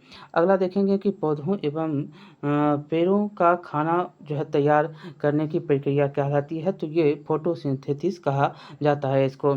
इसमें देखेंगे तो हरे पादप स्वपोषी होते हैं एवं प्रकाश संश्लेषण फोटोसिंथेसिस की क्रिया द्वारा खाद्य संश्लेषण करते हैं। प्रकाश संश्लेषण से अभिप्राय है प्रकाश की सहायता से खाद्य का संश्लेषण। यह एक ऐसी प्रक्रिया जिसमें पादप सूर्य के प्रकाश पर हरित क्लोरोफिल CO2 एवं जल स्तर H2O का प्रयोग खाद्य संश्लेषण के लिए करते हैं। और 6CO2 और 12H2O प्रकाश और यहाँ पर पनहरित से मिलता है, ग्लूकोज बन जाता है C6H12O6 प्लस 6O2 और 6H2O। अगला क्वेश्चन देखें तो कीटभक्षी पौधे मिट्टी में किसकी कमी से उगते हैं? तो ये नाइट्रोजन की कमी से उगते हैं। और कीटभक्षी पौधे ऐसी मिट्टी में उगते हैं जहां नाइट्रोजन की कमी होती है। वे कीटों का भक्षण करके अपनी नाइट्रोजन की आवश्यकता की पूर्ति करते हैं। अगला देखेंगे जीवन चक्र की दृष्टि से पौधे का सबसे महत्वपूर्ण अंग कौन होता है? तो पुष्प होता है। पुष्प देखते हैं खिलने के बाद क्या होता है, वह आप जब तक वो पुष्प नहीं खुलेगा तब तक देखिएगा कि पौधा क्या है, जवान है। पुष्प खिलेगा तो ये क्या होगा, देखिएगा धीरे धीरे उसमें जो है बुढ़ापा, जो कहिए आप बुढ़ापा कह सकते हैं। फूल खिला बात गया, ऐसे समझने के लिए हम बोले आपको। देखिए जीवन चक्र की दृष्टि से पौधे जो हैं, पुष्प पौधे का सर्वाधिक महत्वपूर्ण अंग होता है और पुष्प में ही परागण द्वारा भ्रूण का विकास होता है जिससे बीज बनता है, जिसके बीज के अंकुरण से क्या होता है, पुनः पौधे बनते हैं। अगला देखेंगे क्वेश्चन कि पौधे का तना पौधे के सभी हिस्सों में भोजन वितरित करने में तथा डैश में भी मदद करता है। तो यहाँ पर देखिए, यहाँ पर दो दो तीन तीन बातें यहाँ पर हो सकती हैं, एक से अधिक ही। पौधे के आकार, प्रकाश संश्लेषण, शोषण, भोजन के भंडारण। यहाँ पर देखिए पौधे का तना जो है पौधे के सभी हिस्सों में भोजन पोषक तत्वों को जल के साथ वितरित करने तथा भोजन जो है पोषक तत्वों के भंडारण में मदद करता है। दो बात तो यहाँ पर आप समझ गए होंगे। यह जो है पौधे की पत्तियाँ, फूलों एवं फलों को सहारा देने के साथ जो है पौधों को आकार देने में भी मुख्य भूमिका निभाता है। अगला देखेंगे सबसे लंबा जीवित वृक्ष है, तो ये है आपको सिकोना। सिकोना जो है सबसे लंबा वृक्ष है, 115 मीटर। इसमें देखिएगा कि सबसे बड़ा वृक्ष रेडवुड, जिसको सिकोना सेम्परविरेंस या सुकोआ कहते हैं, हैं और यह जो है सिकोआ कहते हैं, सिकोआ है और इसकी ऊंचाई 115 मीटर से अधिक होती है और सबसे छोटा जो है एंजियोस्पर्म वोल्फिया पेड़ है। अगला देखेंगे एस्पिरिन क्या है, तो यह है एंटीपायरेटिक। ठीक है, अगला क्वेश्चन है कि किस वनस्पति खाद में अधिकतम प्रोटीन, तो यह सोयाबीन में सबसे ज़्यादा प्रोटीन होते हैं। वनस्पति खाद में सोयाबीन 38 से 42% तक मात्रा होते हैं। अगला देखेंगे तना काट आमतौर से किसके प्रबंधन के लिए प्रयोग किया जाता है, तो गन्ना के लिए। गन्ना काट के आप फिर से रोपते हैं ना, गन्ना का कायिक प्रबंधन जैसे आलू का भी होता है। आलू का आप देखते होंगे कि काट कर फिर से उसको रोप देते हैं, उसमें प्रबंधन जो आप देखते हैं ये होता है, इसी से क्या निकल जाता है, पौधे। यहाँ पर देखेंगे कि गन्ना का कायिक प्रबंधन डाली कलम या पेड़ी द्वारा होता है, लेकिन हर मुठी फसल के साथ उपज हर बार घटती जाती है और इसीलिए हर 3-4 साल बाद क्या होता है, ताज़ी डालियों का पुनः रोपण करना पड़ता है। 3-4 साल बाद फिर से रोप दीजिए उसको उकना के। अगला देखेंगे संसार का सबसे बड़ा पुष्प कौन, तो जो है रेफरेशिया होता है।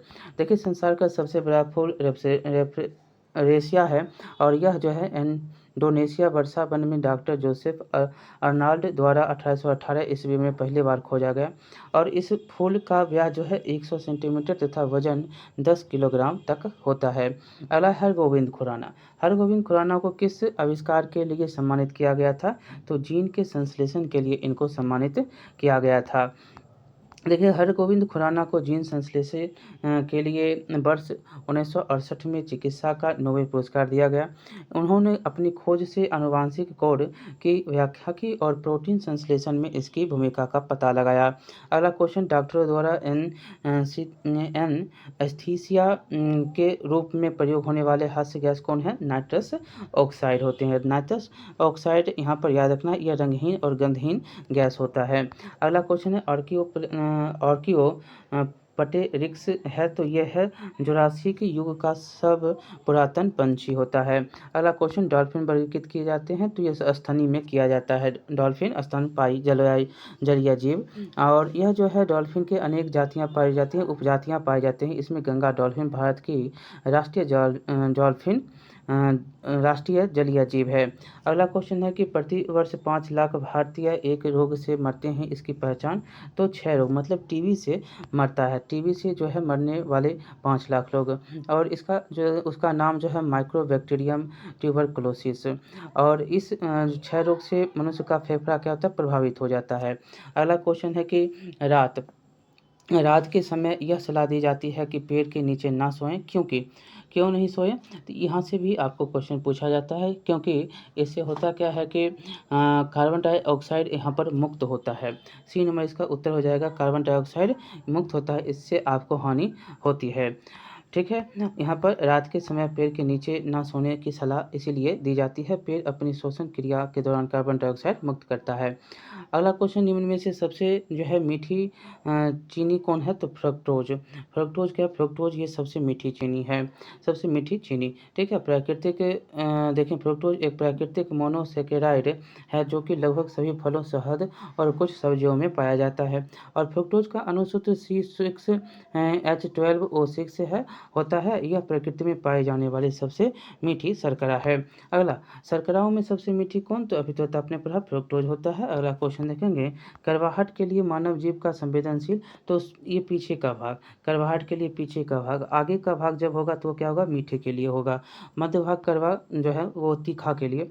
देखेंगे मध्य जो भाग होता है यहाँ पर दिया भी गया है, देखेंगे तो मानव जीव का अग्रभाग क्या होता है, जो मीठे के लिए, पश्च भाग जो होता है पीछे के भाग वो कड़वे के लिए होता है और पार्श्व का भाग होता है वो खट्टा के लिए होता है और अग्रछोर और किनारे का भाग जो होगा वो नमकीन के स्वाद के लिए होगा। खट्टा के लिए क्या होगा, पीछे पार्श्व का किनारा जो होता है, पीछे वाला किनारा वो खट्टा के लिए और पश्च भाग जो होता है वो होता है कड़वा के लिए, आगा का भाग जो होता है वह मीठा के लिए और अग्रछोर एवं किनारे का भाग जो होता है वो नमकीन के लिए होता है। अगला देखेंगे मटर पौधा क्या है, तो ये साग है। क्या है, ये साग है, ए नंबर। देखिए मटर साग कुल का एक द्विबीजपत्री पौधा है। यह रबी की फसल है और स्वर्ण रेखा, अर्पणा, पारस, अंबिका आदि इसकी मुख्य प्रजाति भी है। अगला क्वेश्चन है कि फलियाँ फलियाँ अत्यधिक पौष्टिक होती हैं क्योंकि इनमें प्रचुर मात्रा में क्या होता है, तो प्रोटीन पाए जाते हैं। फलियाँ में प्रोटीन मुख्य रूप से पाए जाते हैं। यहाँ पर याद रखना है कि फलियां में प्रचुर मात्रा में प्रोटीन पाई जाती है। इनके पौधे लेग्यूमिनोसी कुल के अंतर्गत आते हैं, शामिल होते हैं और इनकी जड़ों की ग्रंथियों में नाइट्रोजन स्थिरीकरण करने वाले जीवाणु पाए जाते हैं। उदाहरण के लिए मटर, अरहर, मूंग, सोयाबीन, मूंगफली, उड़द आदि। अगला क्वेश्चन है कि थायराइड ग्रंथि थायरोक्सिन स्रावित करने के लिए उत्तेजित करने वाला अंतःस्रावी हार्मोन कौन सा होता है, तो TSH होता है। ये नंबर उसका उत्तर हो जाएगा। और थायराइड यहाँ पर वही लिखा गया है कि थायराइड गले के पास पाए जाने वाले एक छोटी तितली के आकार की ग्रंथि इससे स्रावित होने वाला हार्मोन शरीर की ऊर्जा का विनियमन करता है। यह हार्मोन जो है TSH थायराइड जो है थायराइड स्टिम्युलेटिंग हार्मोन होता है। ठीक है, म्यूलेटिंग हार्मोन होता है। इसका निर्माण पीयूष ग्रंथि में होता है। अगला क्वेश्चन देखेंगे, थायराइड ग्रंथि की खराबी किसकी कमी से होता है, तो आयोडीन की कमी हो जाएगा, तो थायराइड आपको हो जाएगा। थायरोक्सिन मतलब कि आयोडीन युक्त हार्मोन थायरोक्सिन एक अमीनो एसिड है जिसका जो है स्राव थायराइड ग्रंथि ग्लैंड जो होता है, थायराइड ग्लैंड होता है। थायराइड ग्रंथि के से थायरोक्सिन हार्मोन स्रावित करने के लिए उत्तेजित करने वाला अंतःस्रावी हार्मोन TSH या थायरोट्रोपिन है जिसका स्रावन अग्र पिट्यूटरी की थायरोट्रॉफ कोशिकाएं करती है और रुधिर में आयोडीन एवं थायरोक्सिन की कमी से होने पर पीयूष ग्रंथि से TSH का स्रावन बढ़ जाता है जिसका प्रभाव थायराइड को अधिकारक हार्मोन स्रावित करने के लिए प्रेरित करता है और हमारे शरीर में जो है आयोडीन की कमी से घेंघा रोग ग्वाइटर हो जाता है, नामक रोग हो जाते हैं, घेंघा रोग। जब अगला क्वेश्चन है, जब हम बकरी या भेड़ का मांस खाते हैं तब क्या होता है, तो द्वितीयक उपभोक्ता होते हैं। द्वितीय उपभोक्ता बकरी और भेड़ होते हैं क्योंकि वो क्या खाते हैं, तो पेड़ पौधे को खाते हैं। देखिए मानव और अन्य जो होते हैं वो सर्वाहारी होते हैं। मांसाहारी जो है द्वितीयक और गौण होता है और शाकाहारी जो होता है प्राथमिक होता है। और पौधे उत्पादक क्या होते हैं, तो यह प्राथमिक उत्पादक क्या होते हैं, तो पौधे होते हैं। अगला क्वेश्चन देखेंगे यहाँ पर कि विटामिन ए उपलब्ध होता है, तो गाजर में क्या होगा, विटामिन ए उपलब्ध होता है। सी नंबर उसका उत्तर हो जाएगा। शरीर में विटामिन ए की भरपाई के लिए अंडा, दूध, गाजर, पीली या नारंगी फल, पालक, स्वीटो पोटैटो, पपीता, दही, सोयाबीन और दूसरी पत्ती जो है हरी सब्जियां का सेवन करेंगे। और विटामिन ए में हमें केरोटीन से प्राप्त होता है। चेचक टीका कहाँ से बनता है, तो ये भेड़ों से बनते हैं। भारत में भेड़ और बकरी चेचक के टीके के लिए रोमेनियम स्ट्रेन और रानीपेट स्ट्रेन से भी टीके को विकसित किया गया। ये टीके जीवित शीनकृत रूप में होते हैं, उपलब्ध हैं। अगला क्वेश्चन है कि मलेरिया कौन से मच्छर काटने से होता है, तो यह पैरासाइट वाले मच्छर होते हैं, इससे काटने से। मलेरिया जो है बुखार मच्छरों के फैलने वाला संक्रमण रोग है जो फीमेल एनोफिलीज मच्छर के काटने से होता है। ऐसा इस मादा मच्छर में खास प्रकार का जीवाणु पाया जाता है जिसे डॉक्टरी भाषा में प्लाज्मोडियम नाम से जाना जाता है। अगला क्वेश्चन देखेंगे कि कीटनाशी के उपयोग से उत्पन्न होता है, तो अर्थनीति की। तो देखिए उत्तर में अर्थनीति है। उर्वरकों और कीटनाशकों का उपयोग करके कण भूमि पर अधिक फसलों और पौधे उत्पादन कर सकते हैं। वे उत्पादकता में 40% की वृद्धि करने में मदद करते हैं। कीटनाशक जल संसाधनों, उर्वरकों और उच्च गुणवत्ता वाले बीजों जैसे कि अन्य कृषि उपकरणों के लाभों को अधिकतम जो है करने में भी मदद करता है। अगला क्वेश्चन, पोलियो की बूंद किस उम्र में दे सकते हैं, तो 1 साल। 1 साल जो है बच्चों को आमतौर पर जन्म के समय नवजात शिशु को पोलियो ड्रॉप्स पिलाई जाती है। इसीलिए जो है शुरुआत में शिशु की सुरक्षा करती है, ये शिशु को रोगों से सुरक्षा करता है। और पोलियो इंजेक्शन की पहली खुराक जन्म के 6 हफ्ते में दी जाती है। अगला क्वेश्चन है कि डैश के अभ्यास से जानवरों के क्लोन तैयार किए जाते हैं, तो यह जैव प्रौद्योगिकी। सी नंबर इसका उत्तर है, जैव प्रौद्योगिकी जीव विज्ञान पर आधारित प्रौद्योगिकी है है। जैव प्रौद्योगिकी उन प्रौद्योगिकियों और उत्पादकों को विकसित करने के लिए सेलुलर और जैव आणविक प्रक्रियाओं का उपयोग करती है, जो हमारे जीवन और पृथ्वी के स्वास्थ्य को बेहतर करने में मदद करता है। जैव प्रौद्योगिकी के जरिए ही जानवरों का क्लोन तैयार किए जाते हैं। अगला क्वेश्चन देखेंगे, निम्नलिखित में से डैश आम के पौधे और बंदर दोनों को कोशिकाओं में पाया जाता है, तो ये होता है कोशिका झिल्ली। 3 नंबर इसका उत्तर होगा। देखिए उपयुक्त प्रश्न में आम के पौधे और बंदर दोनों की कोशिकाओं में पाए जाने वाला तत्व कोशिका झिल्ली में कोशिका के सभी अवयव एक जो है पतली झिल्ली के द्वारा घिरे रहते हैं। इसी झिल्ली के को जो है कोशिका झिल्ली कहते हैं और कोशिका झिल्ली अर्धपरागमन होता है। अगला क्वेश्चन देखेंगे, डैश मांसपेशी को हड्डी से जोड़ता है, तो ये है कंडरा।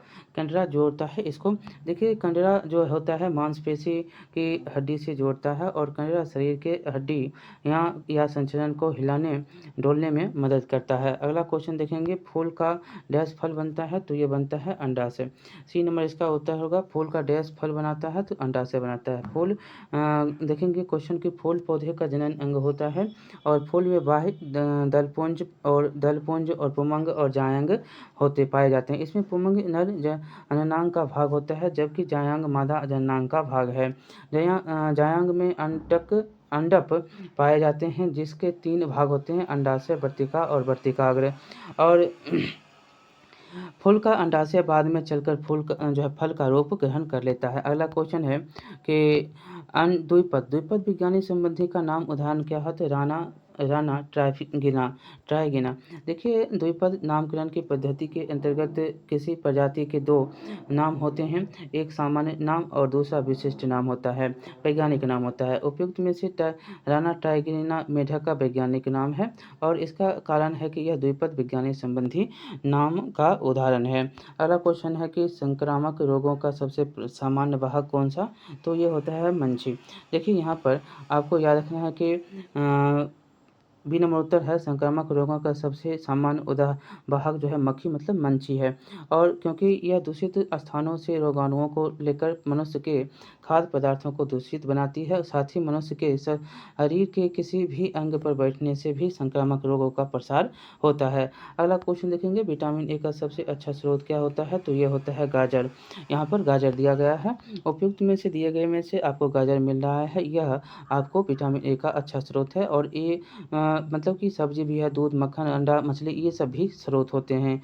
और विटामिन ए की कमी से होने वाले रोग जो हैं रतौंधी, जीरोप्लेथेलमिया, त्वचा की कोशिकाओं में परिवर्तन इत्यादि होते हैं। अगला क्वेश्चन है कि कंधे पर पाया जाने वाला जोड़ डैश में पाया जाता है, तो ये पाया जाता है नितंब में। ठीक है, नितंब में जो है पाया जाता है। अगला क्वेश्चन देखेंगे कि निम्नलिखित में से हमारे शरीर के तापमान को नियंत्रित करने के लिए सबसे अधिक सक्रिय रूप से कार्य कौन करता है, तो त्वचा करता है। त्वचा क्या करता है, हमें शरीर के तापमान को नियंत्रित करता है। अगला क्वेश्चन है कि निम्न से किसमें जो है क्वेश्चन है कि किसमें परिवर्तन के कारण रंध्र खुलते एवं बंद होते हैं, तो यह कोशिकाओं में पानी की मात्रा के कारण। सी नंबर इसका उत्तर हो जाएगा।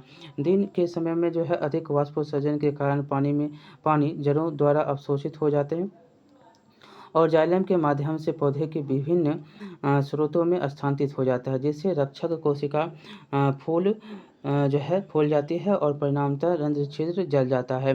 रक्षक कोशिका रात में सिकुड़ जाती है और सख्त हो जाती है, क्योंकि जड़ें कम पानी सोखती है, परिणामतः रंध्र छिद्र बंद हो जाते हैं। अगला क्वेश्चन है कि क्लोरोफिल सूर्य के प्रकाश डैश के तरंगदैर्घ्य को अवशोषित करता है, तो यह लाल और नीले को अवशोषित करता है। यहाँ पर याद रखना है क्लोरोफिल एक रासायनिक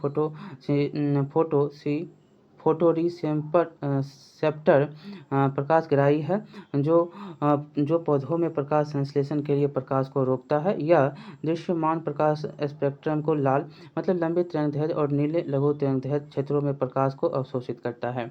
हरा प्रकाश अवशोषण नहीं होता है और बल्कि परावर्तित हो जाते हैं, इसी कारण जो है कोई पौधा हरा दिखाई देता है।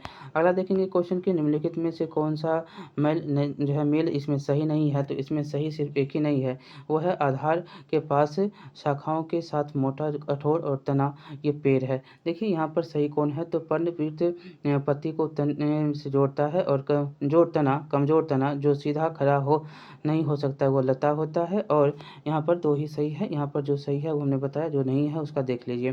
देखिए आधार के पास शाखाओं के साथ मोटा कठोर तना वाली संरचना पेड़ की नहीं बल्कि झाड़ी की होती है।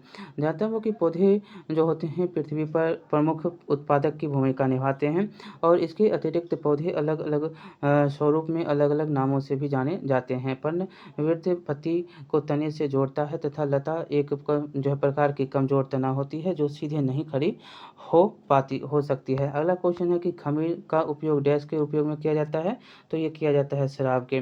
देखिए ईस्ट, यहाँ पर खमीर का उपयोग शराब और जो है बीमर जैसे मादक पेय बनाने बियर के लिए होता है और इसका उपयोग ब्रेड के उत्पादन में भी किया जाता है। मनुष्यों के लिए पोषक पूरक के रूप में इसका उपयोग किया जाता है। अगला क्वेश्चन देखेंगे सक्शन पोल के कारण पेड़ों में पानी बहुत ऊंचाई तक पहुंच जाता है, जिसका कारण क्या होता है, वाष्पोत्सर्जन। सी नंबर इसका उत्तर होगा। यहाँ पर देखिए वाष्पोत्सर्जन एक प्रक्रिया है जिसमें पौधे के रंध्रों के माध्यम से जल वाष्प की हानि शामिल होती है। जो पौधे के जल वाष्प की हानि पौधों के को तब ठंडा करती है जब मौसम बहुत गर्म होती है। अगला क्वेश्चन देखेंगे कि निम्नलिखित में से कौन सा क्लोरोप्लास्ट का एक लक्षण है जो उसे प्रतिकृति के लिए योग्य बनाता है, वो है आपका डीएनए और आरएनए दोनों। ठीक है, यहाँ पर याद रखना ए नंबर उत्तर होगा। और इसमें लिखा गया कि डीएनए और आरएनए दोनों की उपस्थिति से क्लोरोप्लास्ट का एक लक्षण है जो उसे प्रतिकृति के योग्य बनाता है। विदित हो कि क्लोरोप्लास्ट सभी हरे पादप कोशिकाओं के कोशिका द्रव्य में पाए जाते हैं और उनकी संख्या 1 से 1008 तक हो सकती है। यह एक दोहरी झिल्ली वाली संरचना है। इस प्रकार से आपका बायोलॉजी का सेक्शन जो भी था 197 क्वेश्चन वो समाप्त होते हैं। अब जो है हम आपको ज्योग्राफी करवा देंगे और उसके बाद जो है हिस्ट्री करवा देंगे। ठीक है, ज्योग्राफी, हिस्ट्री, पॉलिटी और इकोनॉमिक्स सारे के सारे पॉइंट जो है कल तक आपको मिलने की कोशिश होगी, यहाँ तक आपको पहुँचाने की कोशिश होगी। तो चलिए मिलते हैं अगले पार्ट में। बहुत बहुत धन्यवाद। लाइक शेयर सब्सक्राइब जरूर करिएगा। बहुत बहुत धन्यवाद।